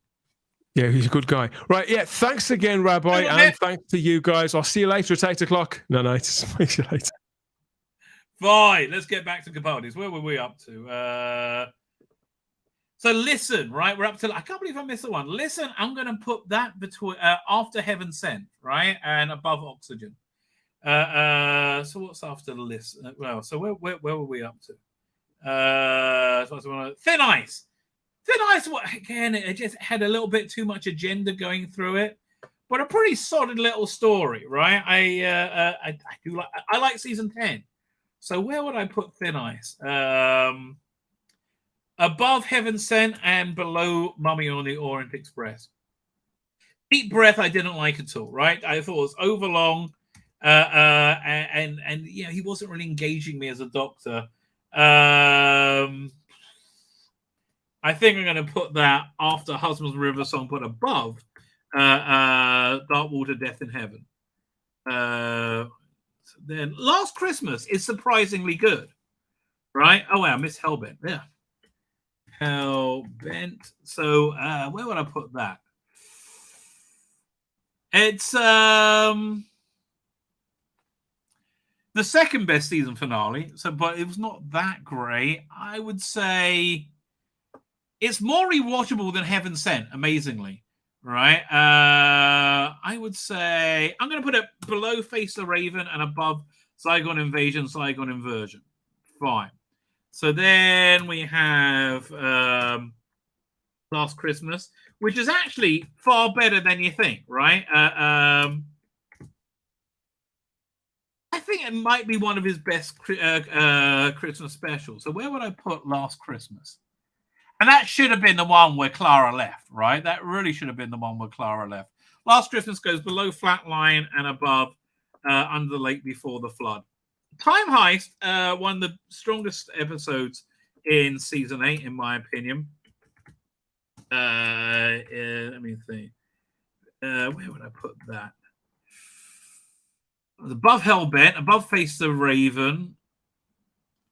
I think below Under the Lake and Before the Flood. Right. So then Smile again, like that story a lot. Where would I put that? I'm going to put that below Extremis and above Flatline. All right. I think that's fair. Pyramid at the End of the World. Again, I don't know why this is why it's not one story. Really should be one, really. I mean, like Extremist Pyramid at the End of the. You know what? I know people hate the Monk trilogy. What? Somebody said it in the chat. Who? Was it Mateus Conte? I don't know. Give it another. I would give it another look. Right? It's better than you think. Right? It really is. Better than you think. So where would I put that? See, I like that. So I'm going to put that under Flatline. Knock Knock I thought was weak, right? I think it's probably one of the weakest ones from his final season. So Knock Knock goes under the Husbands of River Song and above Deep Breath. Where are we up to? Empress of Mars, nearly good. Nearly good. I mean, like the Ice Warrior weapons and them scrunching people up, I thought should have worked, but it didn't. Right? I mean, I really wish it did work. I'm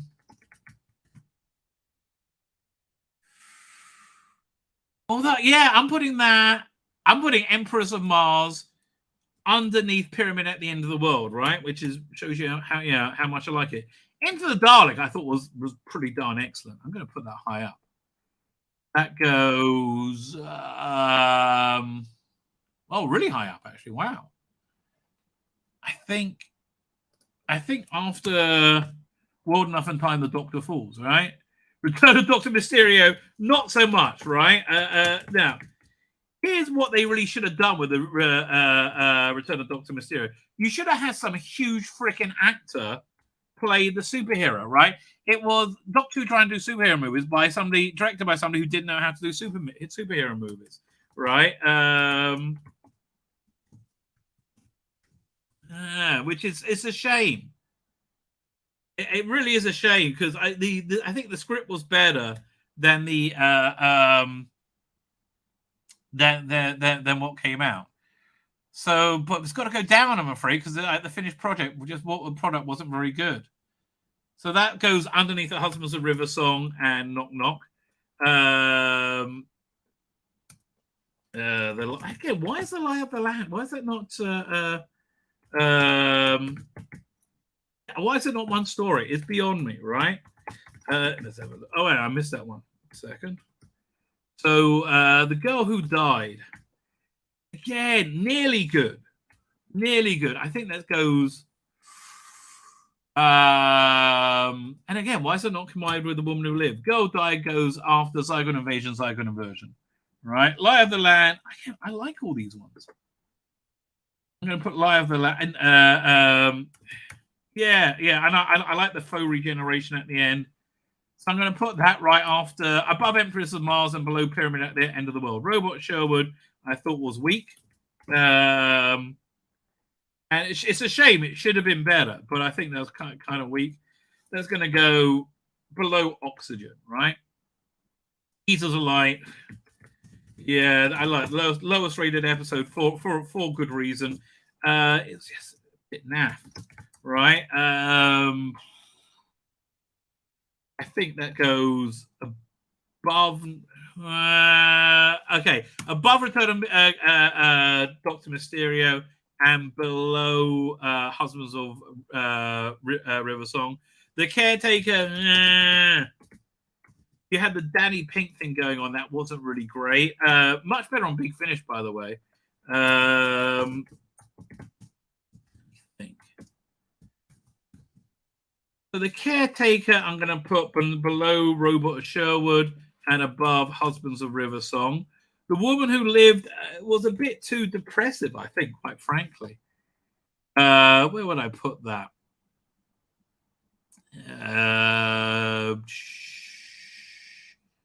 I'm going to put that below Husbands of River Song and above Eaters of Light. Woman Who Lives, Sleep No More. Yeah, not sure. I don't think that. I don't think that one really worked well. But I think it was better. That it was supposed to be a two-parter, right? But it just wasn't great. So I think that goes below Eaters of Light, above Return of Doctor Mysterio. Kill the Moon. Yeah, that's at the bottom. And in the Forest of Night, that's at the bottom. There we go. So fine. Here's my list, which is, the right list, right? The right list. Let's have a look. So my favorite Capaldi one, yeah, Magicians and Painters, which is familiar. Twice Upon a Time, love it. Absolutely love it. World Enough in Time, Dr. Falls. Look, you had all the masters in it. Oh, God, it was great. Into the Dalek, well directed, good idea for an episode. Pilot, great reboot, right? Fantastic reboot. Extremist, I liked it. Smile with the emoji robots. Flatline, you know what I'm putting? Flatline above Smile. Let me take that back. I like Flatline. Flatline, I just love the villain, right? We got 1, 2, 3, 4, 5, 6, 7. 1, 2, 3, 4, 5, 6, 7, 8, 9. Pyramid in the World and the Live Land. At the top 10. Okay. I think that's reasonable. Let's go back to Doctor Who magazine and see their take on things. Doink. Danny Pink, not a popular character, shall we say? We reached the final hearts of our 60th anniversary survey. Well, this is the last legitimate Doctor, isn't it?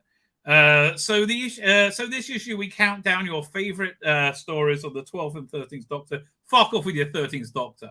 Okay, I don't believe that was the 13th Doctor, right? Why was this Doctor not acting like the Doctor, and why was all the continuity wrong? I don't know. So I don't buy. We are going to go over Jodie's stuff though, because it's always worth a laugh. Over the last few months, we asked you to give a mark out to all 300 Doctor Who adventures, but we're separating them by Doctors, so Jodie doesn't look quite so bad. With the top 3 from each Doctor being put forward to a final stage of voting before we crown an overall champion. I don't think it's going to be a Jodie one, and if it is, I call bullshit. The last time we asked you to vote on this, every single story was 2014, before Peter Capaldi, Jodie Whittaker. So fine, so they can't compare it. With 59 new stories coming into the running, it'll be fascinating to see if any of them can challenge City of Death, Case of Androzani, and Blink. No, they won't. Maybe Capaldi's stuff. I don't know. Which have achieved the highest scores so far. At the very top of the 12th Doctors chart, we have World Enough in Time and the Doctor Falls, which previously won Doctor Magazine's 2017 season survey. 6 years on, this macabre two-parter has clearly lost none of its chilling power. It really was great, right? Great script, great Cybermen, great master. John Sim was at his absolute best in it. The interplay with Missy, a lot of it was very strong, right? I thought it was very, very strong. And the reinvention of the 10th planet Cybermen, freaking awesome, right? A Mondosian Cyberman. Oh, heckin' awesome. Oh, just absolutely awesome. Here, 1 second. Can I find the trailer for it? Let's have a look. One second. Go to YouTube. Whoa. No, the Doctor for trailer.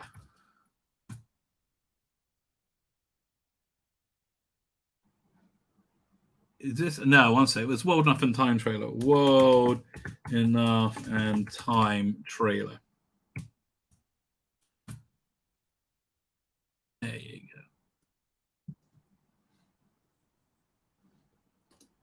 go. 1 second. There we go. Okay, I mean, honestly, this is worth taking a look at. Where is it? There we go. Doink. Share screen.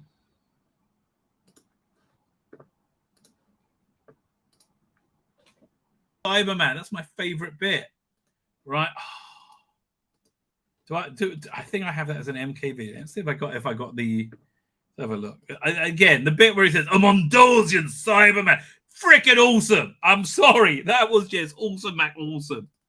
Where is it? 12th Doctor series. Oh, it might work. It might work. Hang on. Well done for that. Oh, yeah, it's MP4. Okay, firstly, this intro is awesome.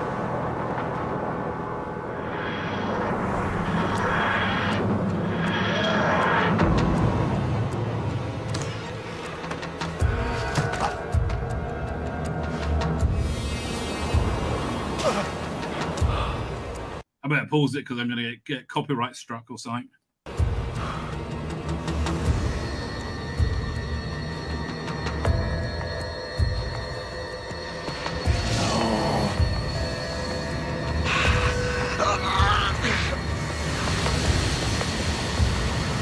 Ah, I forgot how good this was.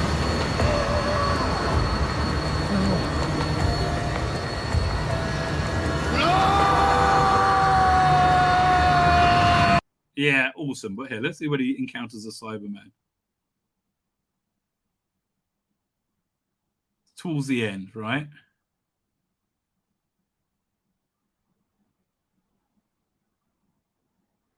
Here's right here. Doctor! Oh, doctor! Doctor! Silly little guy. But I'm the factory. You're not ready for a fight. Must be over here. Yeah. God, he was so good as a Doctor. Oh, God, can we have another couple of seasons?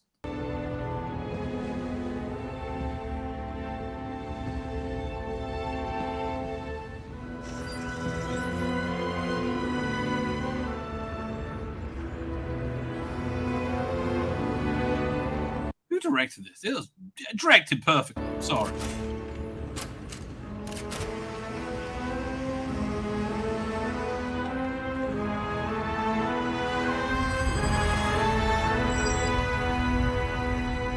Look at that. This ship is from Mondas. Yeah, okay. Here it comes, I'm sure. It's a Cyberman. A Mondasian Cyberman. Yeah, Mondasian Cyberman. Oh, what a great line. Oh, fan-frickin-tastic, right? Fan-frickin-tastic. So if you're not picking up on that, I do like it. At the very top of the World Enough Time, which blah blah blah blah blah. Given that it's a massive 61% of you award a perfect 10 out of 10. Blimey, story from the show's history. It sure has to be one of the favorites this round. Most popular tale. That particular battle story slipping to the 24th place in the 12th Doctor's chart. The main. I missed out. Two more season winners also finished inside the top three. Mummy on the Orient Express and Heaven Sent. Heaven Sent, again, not very rewatchable. So far, so predictable. But then there's a few surprises elsewhere. In our 2017 story, Victorian versus Ice Warriors Adventure, Empress Mars finished in 3rd place. So this year it's 9th place. Well, you know, you got all the ones there. Most popular tale from that particular batch of stories, slipping to 24th place, is the 12th Doctor chart. The main beneficiary of the series is Series 10 opener. The pilot, freaking love it, right? Which was originally 5th for that year, but now takes 3rd place amongst the class of 2017, an impressive 6th overall. One story which you've given us your opinion on is for the first time is Peter Capaldi's final Twice Upon a Time, as the 2017 Christmas special felt awkwardly between season surveys. As such, it included voting from either Capaldi's final series or Joe Whittaker's first. So we don't have a previous Yardstick to judge by. If it was voted as a part of Whittaker's first season, it's the hands down winner, right, of that batch. However, the story acquits itself well. It's the 12th Doctor, second most popular Christmas special, and and his 15th most popular story out of 35. That's not that impressive. The bottom of the 12th Doctor reveals few surprises in the Forest of Night. Oh, not good.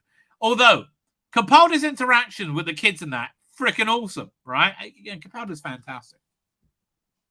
And Kill the Moon filled the bottom 2 spaces of the 2014 survey, and they do here. Similarly, the bottom 2, Sleep No More and The Woman Who Lived, failed to improve.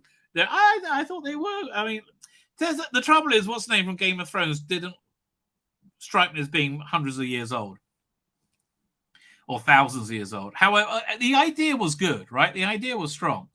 However, the episodes that charted lowest in 2017 survey, The Lie of the Land, last in the trilogy of the Sinister Monks, finished last in the Actors Poll, but is placing 28th. It doesn't seem quite so damning. But now takes a relative 6th place. Yeah, Return of Dr. Mysterio, Knock Knock, and the Pyramid at the End of the World, and Emperors of Mars. He doesn't like it. All move up. So they say, and then we're going to talk about their top 3. This is our first every story poll for the 12th Doctor. Made its debut, but it feels like there isn't yet settled on consensus about the best of this era. Again, we needed more of it. We needed 2 more seasons of it, which makes these results particularly fascinating. The vote has thrown up a Monster of the Week type, archetypal high concept story and a high stakes finale, one from each season. So, yeah, actually, it does have a nice blend. 3rd place, Mummy and Orient Express, which I thought, again, that and Flatline, the two big successes of season 8. In Mummy and Orient Express, what other show could do an episode with a title that and deliver on it so comprehensively? That's true. And I thought the mystery was good. I like the monster. I like I like the mummy, quite frankly. The title doesn't mention the particular Orient Express in space. The promise of a smartly fleshed out concept by Jamie Matheson. He'll be a great showrunner. The on-screen ticking clock is a cheeky touch, but it's not like it's a tiny countdown, right? It's not like a huge one. And the Doctor's resolution of the problem is perfect, character-defining stuff. It generally rivals 75's Pyramids of Mars, best Doctor Who story with the monstrous mummy. Well, the mummy in Mummy on Orient Express is way better than the mummies on Pyramids of Mars. That's fair. No mean feat. There have been many great Doctor Who stories, but Heaven Sent is something else. One of those rare pieces of television that leaves you wondering what on earth you just watched. The answer is 54 minutes of Peter Capaldi wandering around a mechanical castle, talking to himself. And again, first viewing's fantastic. I can't get through it again. I really can't. But again, Capaldi talking to it. Capaldi is just fantastic. Right, absolutely. Talking to himself while being stalked by shrouded ghoul. But you've also got to watch the audacious gut-punching meditation by Steve Moffat on the nature of grief. Yeah, actually, that's fair too. Rachel Talley's direction is essential to the success. Yeah, Rachel Talley defined this era. She is fantastic. To success, the montage of subsequent loops sears your brain as you absorb the enormity of what's going on. Yeah, he's stuck there for, millions of years? Although for him, it seems like in 2 days. Discussion on the best modern TV centers around tightly worded two-handers, but few shows ever attempt to basically a one-hander. Well, I think you can only really do that with a Capaldi, frankly. Maybe Tom Baker. But it didn't really work in Deadly Assassin. And it demonstrates that Doctor Who can go toe-to-toe with your fancy golden age of TV stuff. And again, it's not rewatchable. So in second place, what could possibly at the top? World Enough in Time and The Doctor Falls. Great stories, which are also exemplary. Moffat's take on Doctor Who at the finest is the bit where Johnson's master applies the eyeliner for the eve of the final battle. The device of time moving in different parts of different speeds is characteristically clever. Why couldn't we have more Cybermen, right? Why couldn't we have Revenge of the Cybermen, right? And some Earthshock Cybermen, right? We needed a few more. Tomb of the Cybermen, right? We should have seen their full evolution. If anybody can do AI, mate, AI will make us be able to do a special edition where we can put on the Cybermen that we like, and boy, am I looking forward to that. Speeds of Sight is characteristically clever, but also agonizing, and the Doctor's chance to save Bill slips away in a matter of minutes. Yeah, it really is. It does a lot, and I think Bill Potts dealing with being a Cyberman, brilliant. And I think the resolution of it, she's basically rescued by the water person from her very wet friend from the pilot. It does a lot, and it does it all very satisfyingly. It ties up the Cyberman origins and adds dimension of horror that it didn't previously have. Yeah, so good. It was so good. In its first multi-master story, it culminates in a stark exploration of what the Doctor does, but he can't win. It's as blockbusters gets fair. Let's look at that one scene.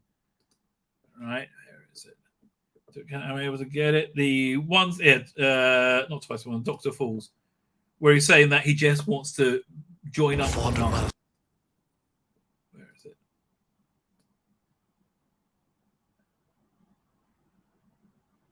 is it? I think this is one of his best speeches, right? There we go. 5 levels above us. If I can get all the children up there, and most of the adults, then the Cybermen will find them again. It's the best I can do, so I'm doing it. Do you have a problem with that? You can't win. I know, and? Come on, lady version. I honestly don't know what you see in him. Likewise. No! Yeah, this is a great little scene. No! When I say no, you turn back around. Hey! I'm gonna be dead in a few hours, so before I go, let's have this out, you and me. Yeah, Capaldi is so good. Once and for all.